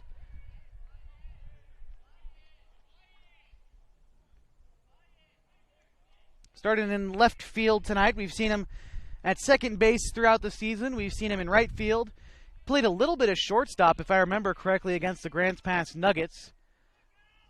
Morgan lays down bunt, will in fact roll foul. Strike one.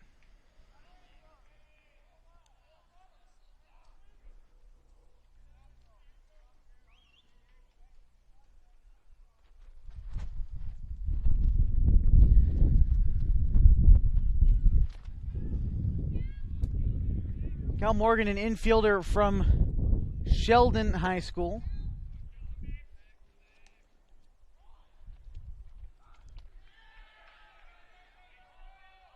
That might have gotten past the catcher, McMullen.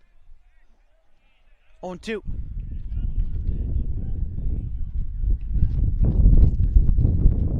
Boy, this wind is really starting to pick up. Give you another look at the red, white, and blue in center field. You can see, boy, is it blowing out there hard. Morgan gets a hold of one, sends it into left field.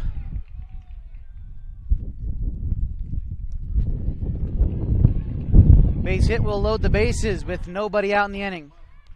Good two-strike approach from Morgan. That's his third base hit of the contest and his fifth dating back to last night.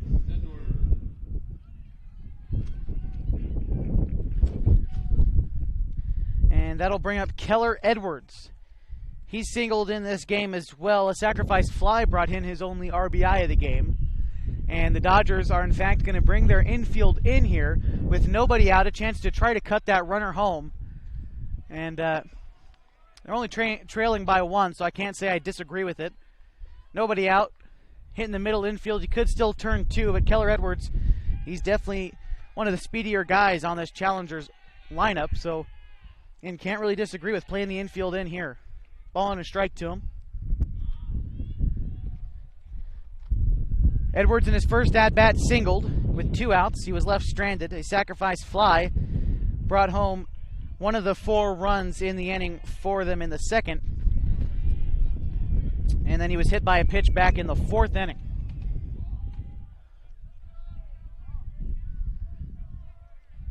Two and one the count to him now. A walk would bring in a run. The base is loaded. But he doesn't need a walk. Edwards launches one into the crease between the left and the left and center fielder. Bringing home 1 run. They're going to bring home Morgan. Pardon me, Wilkinson will score, making it an 11-8 ball game. 2 runners in scoring position now after the 2 RBI double from Keller Edwards. That's his 3rd RBI on the day, contributing big time to this Challengers effort, and that'll bring up Peyton Bracey. 0 for 3, but he does have a sacrifice RBI.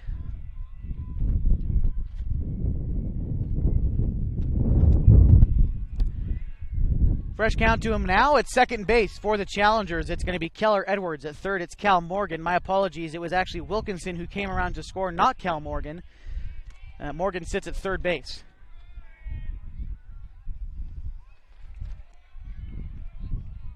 First pitch in from Davidson will be called. Strike 1.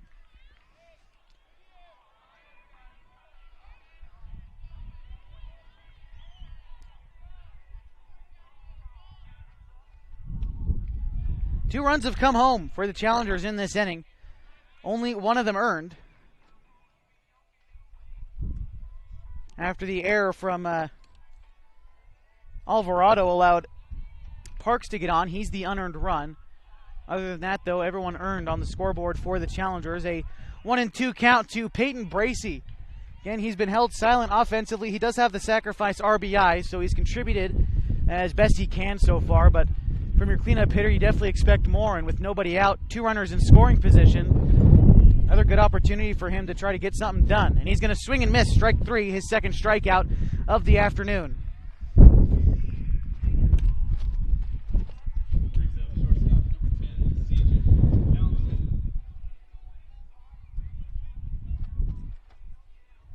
First strikeout for Davidson. Again, that's the second for Bracey. He also struck out in the second inning. And that will bring up C.J. Townsend.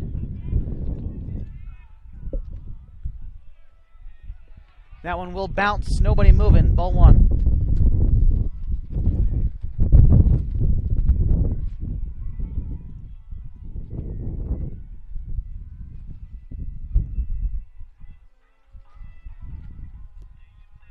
Take a look at the infield for the Dodgers. They're playing in.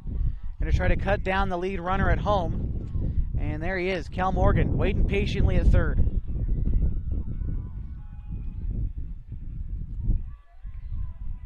Looks like they're done dusting off the plate. We get back into the action. 1-0 count with 1 out. This time to C.J. Townsend. He gets a hold of that one, grounds it to short. That will get into center field. 1 run will come around to score, and they're going to send Edwards. He will score as well. A 2 RBI single for C.J. Townsend makes it 13-8.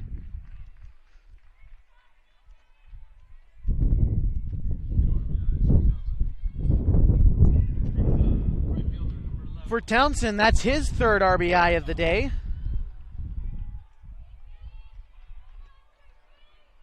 Brings home Morgan and Edwards. And now it's Jonathan Prescott at the plate again at first base. It's C.J. Townsend.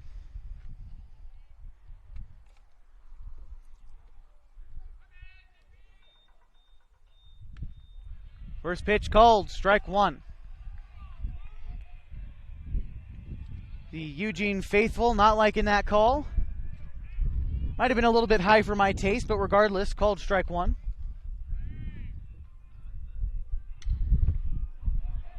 That one will be dropped into left field. A base hit that time for John Prescott. Base hit for Prescott brings up third baseman, number 14, Bo Burnett. Brings up Bo Burnett. Burnett been pretty consistent at the plate today. Single in the 2nd, a big RBI triple in the 4th. Grounded the pitcher, 2nd out in the inning as Burnett's tossed out at first, though both runners will move up. Bring up Dane Woodcook. Woodcook, 1 for 3. He reached on a fielder's choice in the 2nd inning, which brought home an RBI.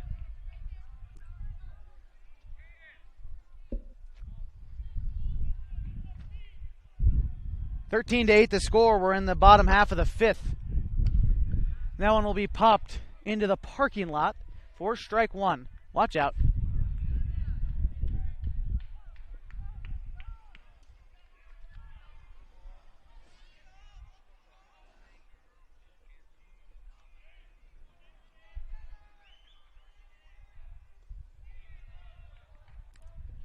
Ball 1 there as well. Woodcook is the 9th man this inning to be up for Eugene. They've batted 8 twice, but have yet to bat 9 once, and they've done it in this inning. On deck is Cam Parks, who led things off in the 5th with an error. He would come around to score on the double by Keller Edwards. Ball there makes it 2-1.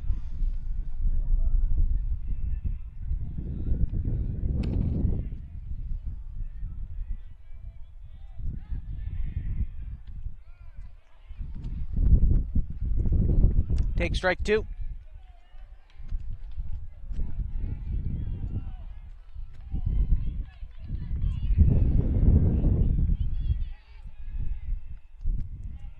Count runs full with 2 outs.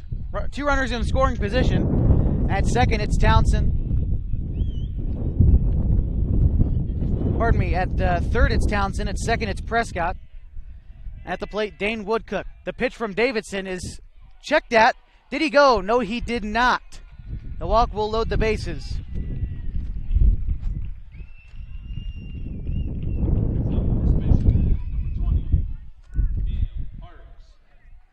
And that will bring up Cam Parks. Bases loaded, 2 outs. Parks is yet to record a base hit, but he's been on base twice, once via the walk, once via the error. And that one is a line shot to Alvarado. He hops up and snags that one midair. A nice catch for Danny Alvarado. Leaves the bases loaded, but Eugene does push across 4 runs in the process. 4 base hits for him in the inning. Again, they leave the bases loaded. They lead 13-8 against the Salem Dodgers. An elimination game here on the 4th day of the AAA State Tournament at Kiger Stadium. You're watching PlayActionSportsMedia.com.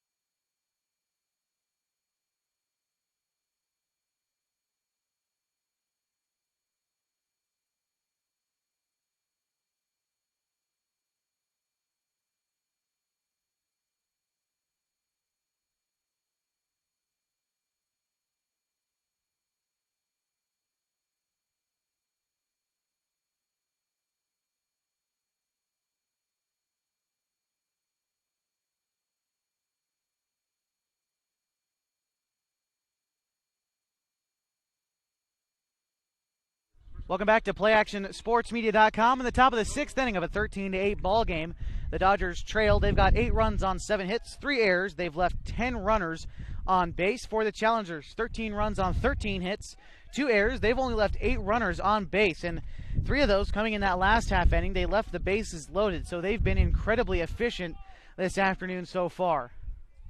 Trent Keeler still on the mound for the Challengers.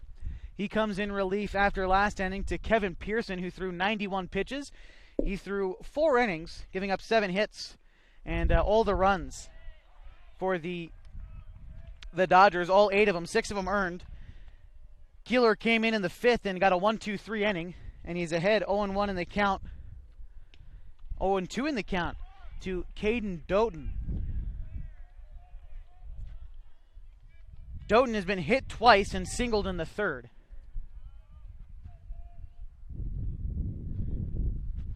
The 0-2 from Trent Keeler.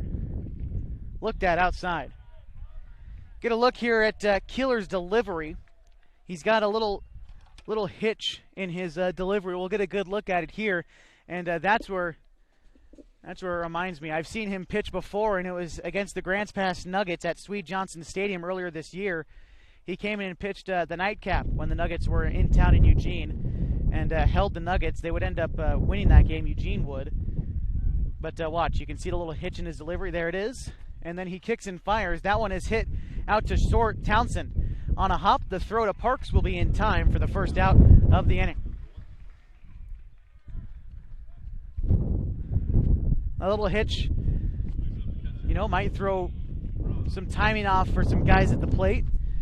Could do a lot of things, but Keeler rocking it. He's got the first out in the inning. He's retired 4 straight out of the bullpen. Brings up Brock McMullen.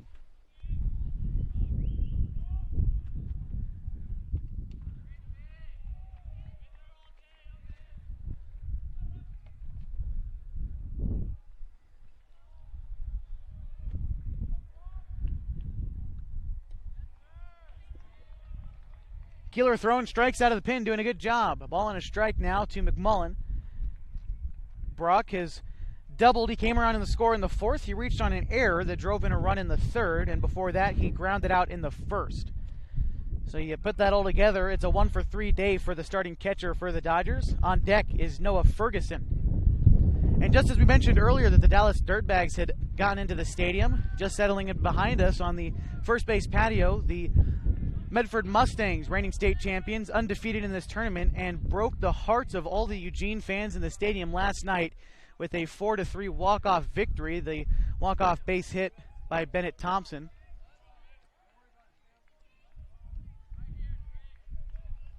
Three and 2 to Brock McMullen. Keeler fires that one, misses way wide. Will be a 1-out walk to McMullen. He's on base for the third time in 4 tries. Brings up left fielder number 2, Noah Ferguson.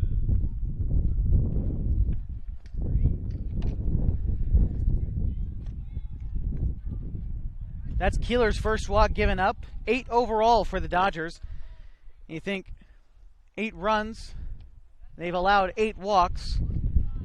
Only 4 of those walks have come around to score, but I mean, those numbers, they correlate.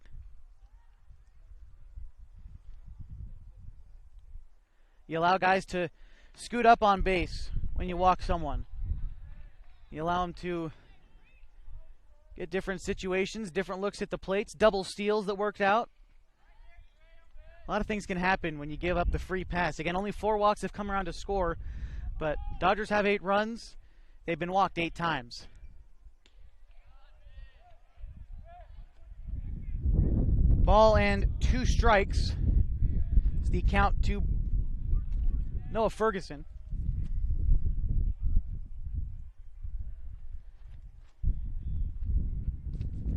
And Woodcook going to come out and talk with Keeler. Meantime, we'd like to thank our friends at Les Schwab Tires, where doing the right thing matters with pride and performance since 1952. Our thanks to Troy Leeper and Southern Oregon Les Schwab Tire stores for supporting youth baseball, and of course PlayActionSportsMedia.com. The 1-2 pitch coming up to Noah Ferguson, who doubled in 2 runs in the 4th inning. He's going to swing and hit that one out to second, to Townsend for 1, back to first, and they get him. The 4-6-3 double play to get Keeler out of the inning. The Challengers still lead 13-8. We now head to the bottom half of the 6th. You're watching the Oregon-California Supply AAA American Legion State Tournament on PlayActionSportsMedia.com.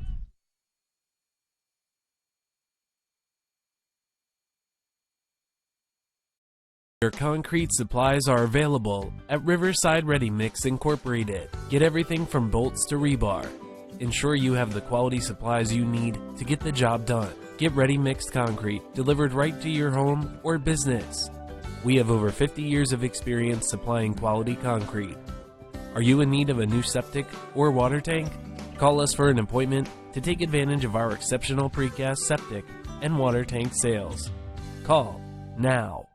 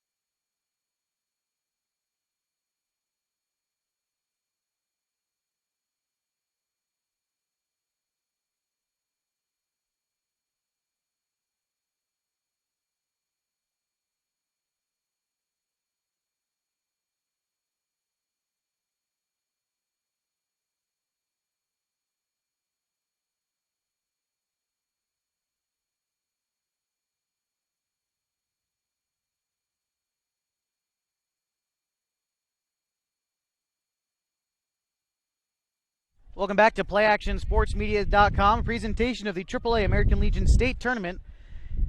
13-8 the score. The Challengers lead the Salem Dodgers on elimination day. It's the first game of 2 at day 4 here at Kiger. The second one coming up. Scheduled start time for 7 o'clock, though they may push it back, as 7 o'clock only about 40 minutes away, and we've still got a full inning of baseball left to go. But regardless, first pitch will be brought to you here on PlayActionSportsMedia.com between Medford and Dallas. Medford, of course, breaking the hearts of the Eugene fans and the Eugene players, and the city of Eugene last night, winning 4-3 in an 8-inning victory.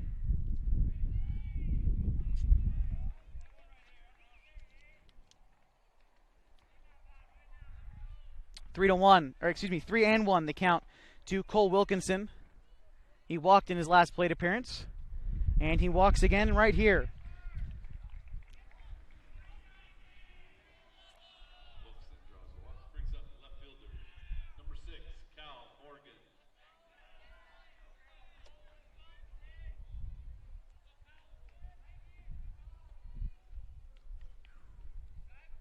Davidson, only in his third inning of work out of the bullpen, has thrown 40 pitches.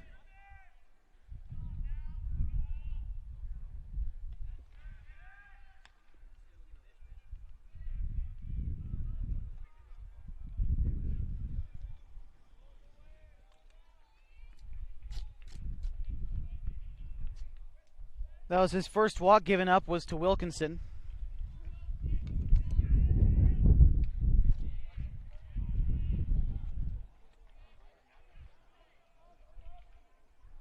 Challengers have put up 9 runs in the past 2 innings. Four of them against Davidson, but only 3 of them earned. The error to lead things off in the 5th, charged to Danny Alvarado, allowed Cam Parks to reach base, and Challengers took the opportunity and ran with it, put up 4 more runs in the 5th inning. 2-0 now to Cal Morgan.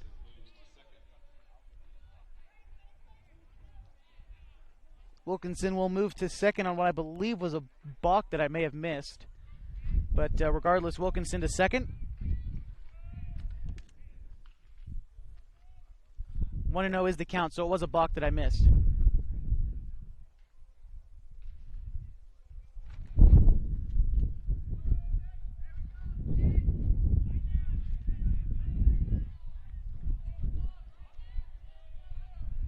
Challengers in that 4-run 5th inning. They batted all 9 guys.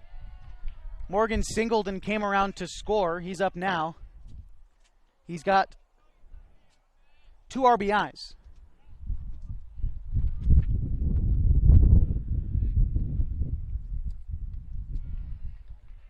And he will walk there. Wilkinson at second. Morgan at first. And that will bring up Keller Edwards.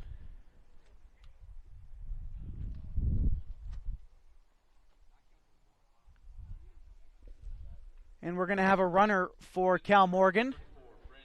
It's going to be Brandon Good.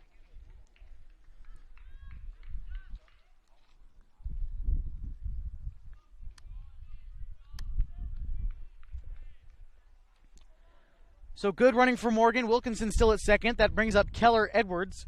He's got 3 RBIs on the day. 2 of them coming back in the 5th inning when he doubled home a couple runs. See what he can do here with a runner in scoring position. It's Wilkinson at second. Lays down a bunt. The throw to third, and they're going to get him on the force. So a 1-5 put out.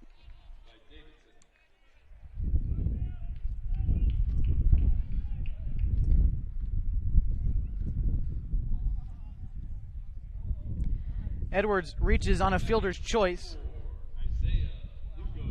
And hitting now for Peyton Bracey is Isaiah Lugo.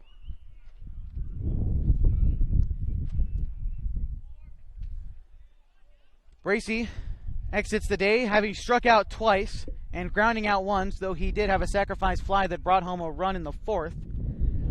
So finishes the day with a 1 RBI and 0 for 3 day.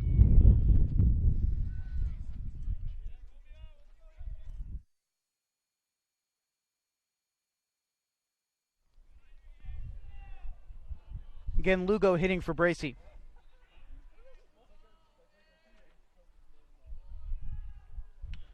He pops that one straight up. And that one actually came back into fair territory. That's the wind assistance there. That one looked like it might have ended up in the parking lot. But the wind blowing strong out to center field brought that one back into play. That's tough for McMullen to read. And he did the best he could. As a former catcher myself, I can tell you, pop up straight up in the air. Tough, tough, tough to read. 1 out in the inning, 1-1 count, 2 runners on. Double steal for Eugene. They decide to throw to third, and that one will end up in left field. Brandon Good will score. And the ball gets loose again. Edwards, the throw home, and they got him at home, but Brandon Good will score, making it a 14-8 game. Apologies there. So the error, I believe, is going to be charged to McMullen behind the plate. So that run will go unearned against Davidson.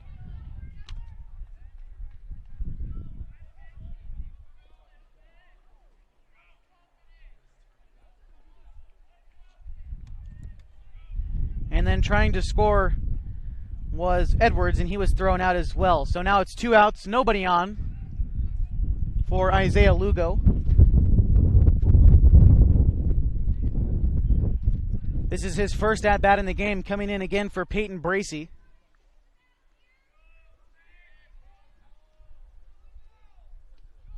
Swing and a miss will set down the side. Challengers do push one run across in the inning. No base hits. They leave no one stranded. They lead 14-8 going into the top half of the 7th inning. The Salem Dodgers down to their final 3 outs of the season. A loss here would send them home from the tournament, and they need 6 runs to get back into this one. You're watching it on PlayActionSportsMedia.com.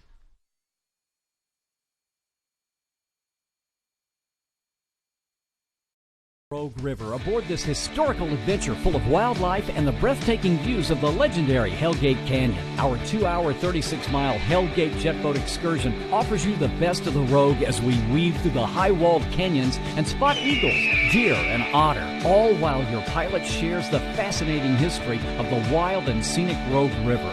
The quick and scenic tour with Hellgate Jetboat Excursions. Book yours now at hellgate.com, where your adventure awaits.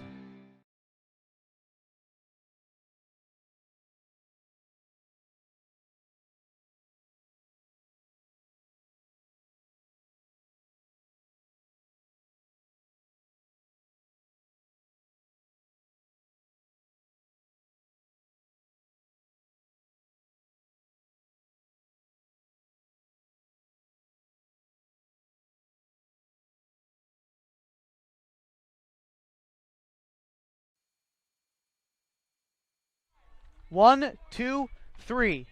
The men in the order due up for Salem. Also, the number of outs that Eugene needs to survive another day at the tournament.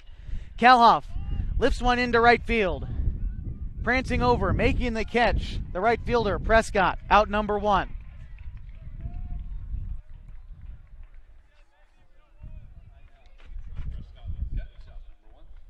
Salem Dodgers down to potentially their final 2 outs of the season. They need 6 to tie, 7 to take the lead, and it brings up Cole Hirschbach.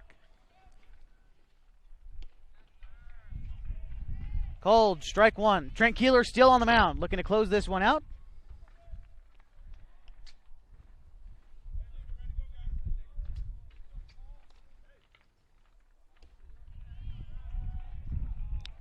Oh, and 2.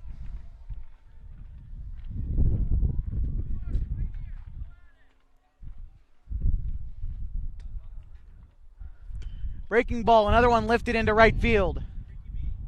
Prescott makes the routine catch once more. 2 outs in the inning. And that brings up Max Long, the man who has been the leader of this team all season long, is now the man who's going to try to start the rally.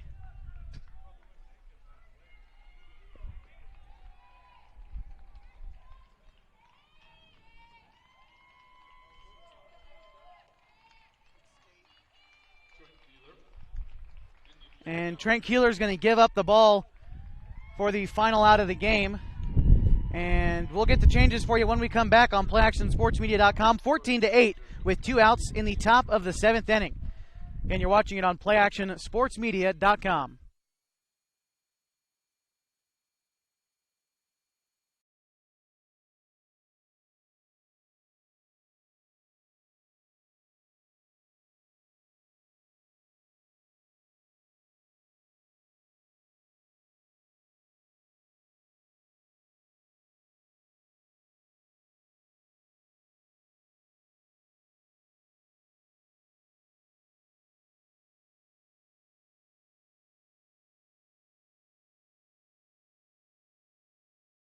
Experience the Rogue River aboard this historical adventure full of wildlife and the breathtaking views of the legendary Hellgate Canyon. Our 2-hour, 36-mile Hellgate jetboat excursion offers you the best of the Rogue as we weave through the high-walled canyons and spot eagles, deer, and otter, all while your pilot shares the fascinating history of the wild and scenic Rogue River. The quick and scenic tour with Hellgate Jetboat Excursions. Book yours now at hellgate.com, where your adventure awaits.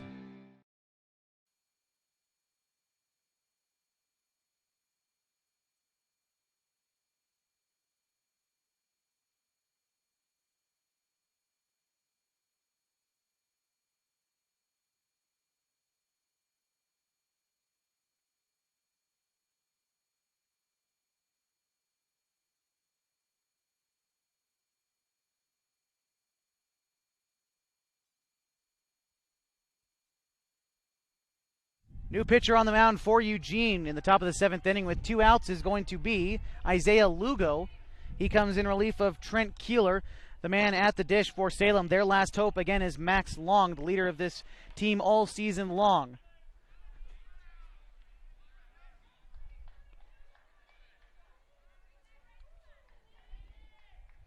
Long from Lynn Benton Community College, hitting over 360 there, has got to start a 6-run, 2-out rally for the Salem Dodgers if they want to come back into this one. Unlikely, sure. Impossible, definitely not in baseball, and especially the way these Dodgers have been swinging the bat. That'll be hit to first and through the glove of Cam Parks. And that will be an error charged to Parks. 1 runner on with 2 outs in the 7th inning.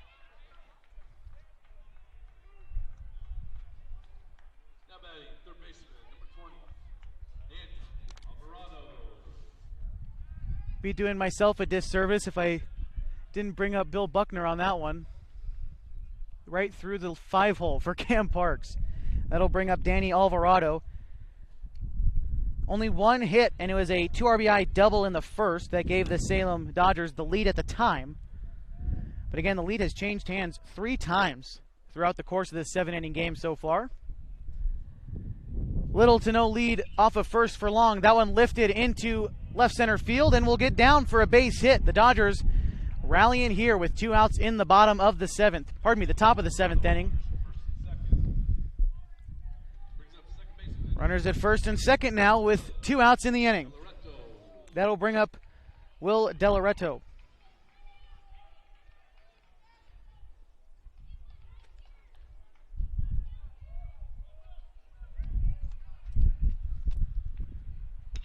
And that one hit hard into center field. Back-to-back base hits will load the bases for the Dodgers in the 7th.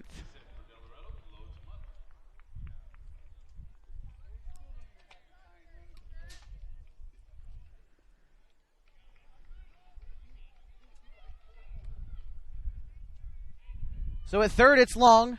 Second, it's Alvarado. At first, it's Delaretto. And that will bring up Jake Davidson. Pardon me, no, that's Andrew Rogers.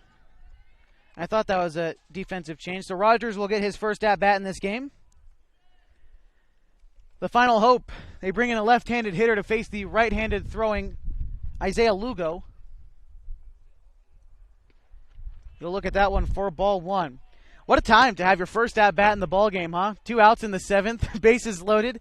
You're still quite a ways out of this one, but a base hit will make it that much closer.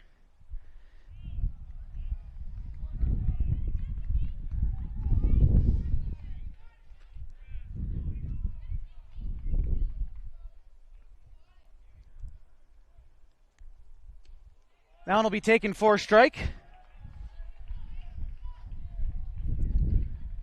So with Rogers coming in, he's hitting for Jake Davidson. So if somehow, some way, a miracle and then some happens, Davidson will be out of the game. He was pitching. That one's a ground ball hit to short. The toss to Edwards will end the game. The Dodgers leave the bases loaded. They fall 14-8, and they are eliminated from the AAA American Legion State Tournament by the hands of the Eugene Challengers. That means the Challengers tomorrow will play the winner of the Medford Mustangs versus the Dallas Dirtbags, and I'm sure in just a second you'll see the Medford Mustangs trotting into their dugout. They will be the visitors in tonight's game. But first we're going to wrap this one up for you, and then we'll get set for the second game here at Day 4 on PlayActionSportsMedia.com. Again, 14-8. The Eugene Challengers taking this one and eliminating the Salem Dodgers. Stay tuned for the post-game show on PlayActionSportsMedia.com.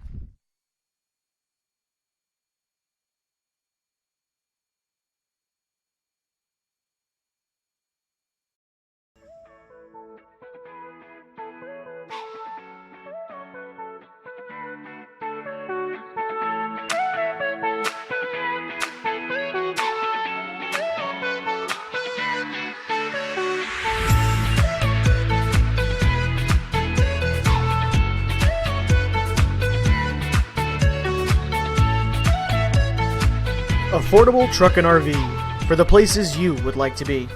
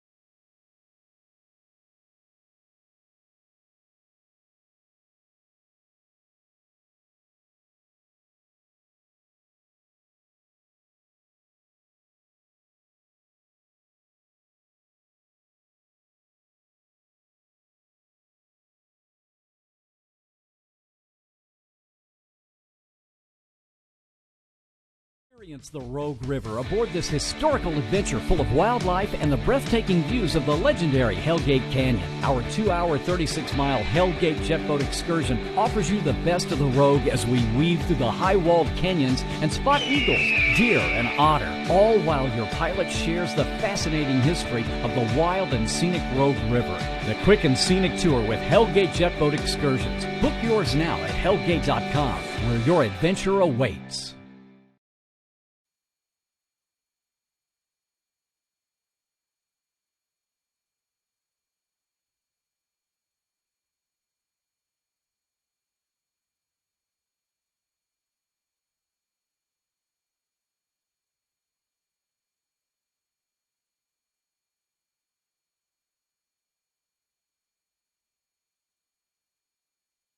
Welcome back to PlayActionSportsMedia.com. Game 1 on Day 4 here at Kiger Stadium is over. The Eugene Overhead Door Challengers taking this one 14-8 against the Salem Dodgers. You can see the Medford Mustangs warming up on your screen there. They play the Dallas Dirtbags next. We'll talk a little bit about more about that here in a minute. You'll watch that game on PlayActionSportsMedia.com as well. But we'll wrap this one up for you first for Eugene. The winning pitcher for the Challengers was actually not the starter. It was Trent Keeler, who pitched 2 2/3 innings. He came in relief of Kevin Pearson, who was the starter. He gets the no decision. 4 innings pitched. He gave up 7 hits.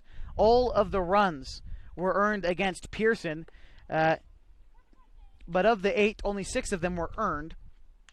He struck out 1 and he walked 7. Keeler did end up walking 1, so again, I'll mention this number one more time. Apologies there. I'll mention this number one more time. 8 guys for the Dodgers were walked, and they scored a total of 8 runs in the game. And if we go inning by inning, the Salem Dodgers, they scored 3 runs in the first. 3 free passes were issued, 2 walks and a hit by pitch. They then scored 3 more in the third. 2 walks were issued in the third. They scored 2 more in the fourth, and 2 walks in the fourth as well. So you look at that, only 4 of these walks did come around to score, but that number is definitely no coincidence. Walks move guys up. They allow guys to take different approaches at the plate. A lot of things can happen with a walk, so just to continue to point that out. Flip the lineup card over. The losing pitcher this afternoon was Jake Davidson. He was actually the third guy to come in for Salem. He pitched the final 3 1/3 innings, only gave up 3 hits, but a couple walks got him in danger. He walked 2. 5 runs came across for him, 3 of them earned. And he struck out 1. Again, 2 walks for him. Go down the lineup card, starting with Eugene, the winning team. Notables for them. Cal Morgan had a great day at the plate. 3 for 5 with a pair of RBIs. Keller Edwards, also a great day for him.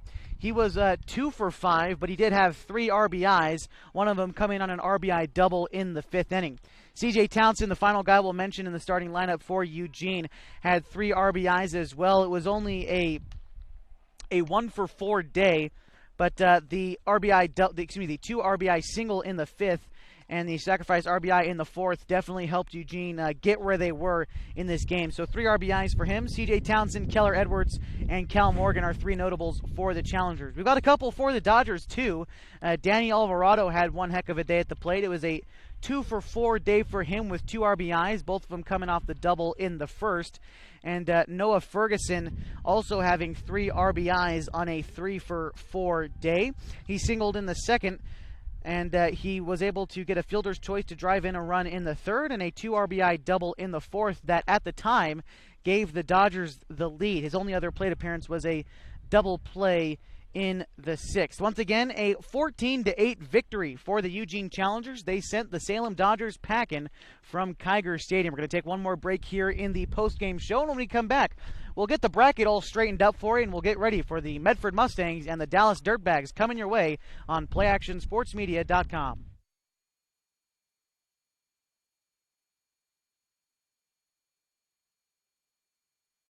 Your concrete supplies are available at Riverside Ready Mix Incorporated. Get everything from bolts to rebar. Ensure you have the quality supplies you need to get the job done. Get ready mixed concrete delivered right to your home or business. We have over 50 years of experience supplying quality concrete. Are you in need of a new septic or water tank? Call us for an appointment to take advantage of our exceptional precast septic and water tank sales. Call now.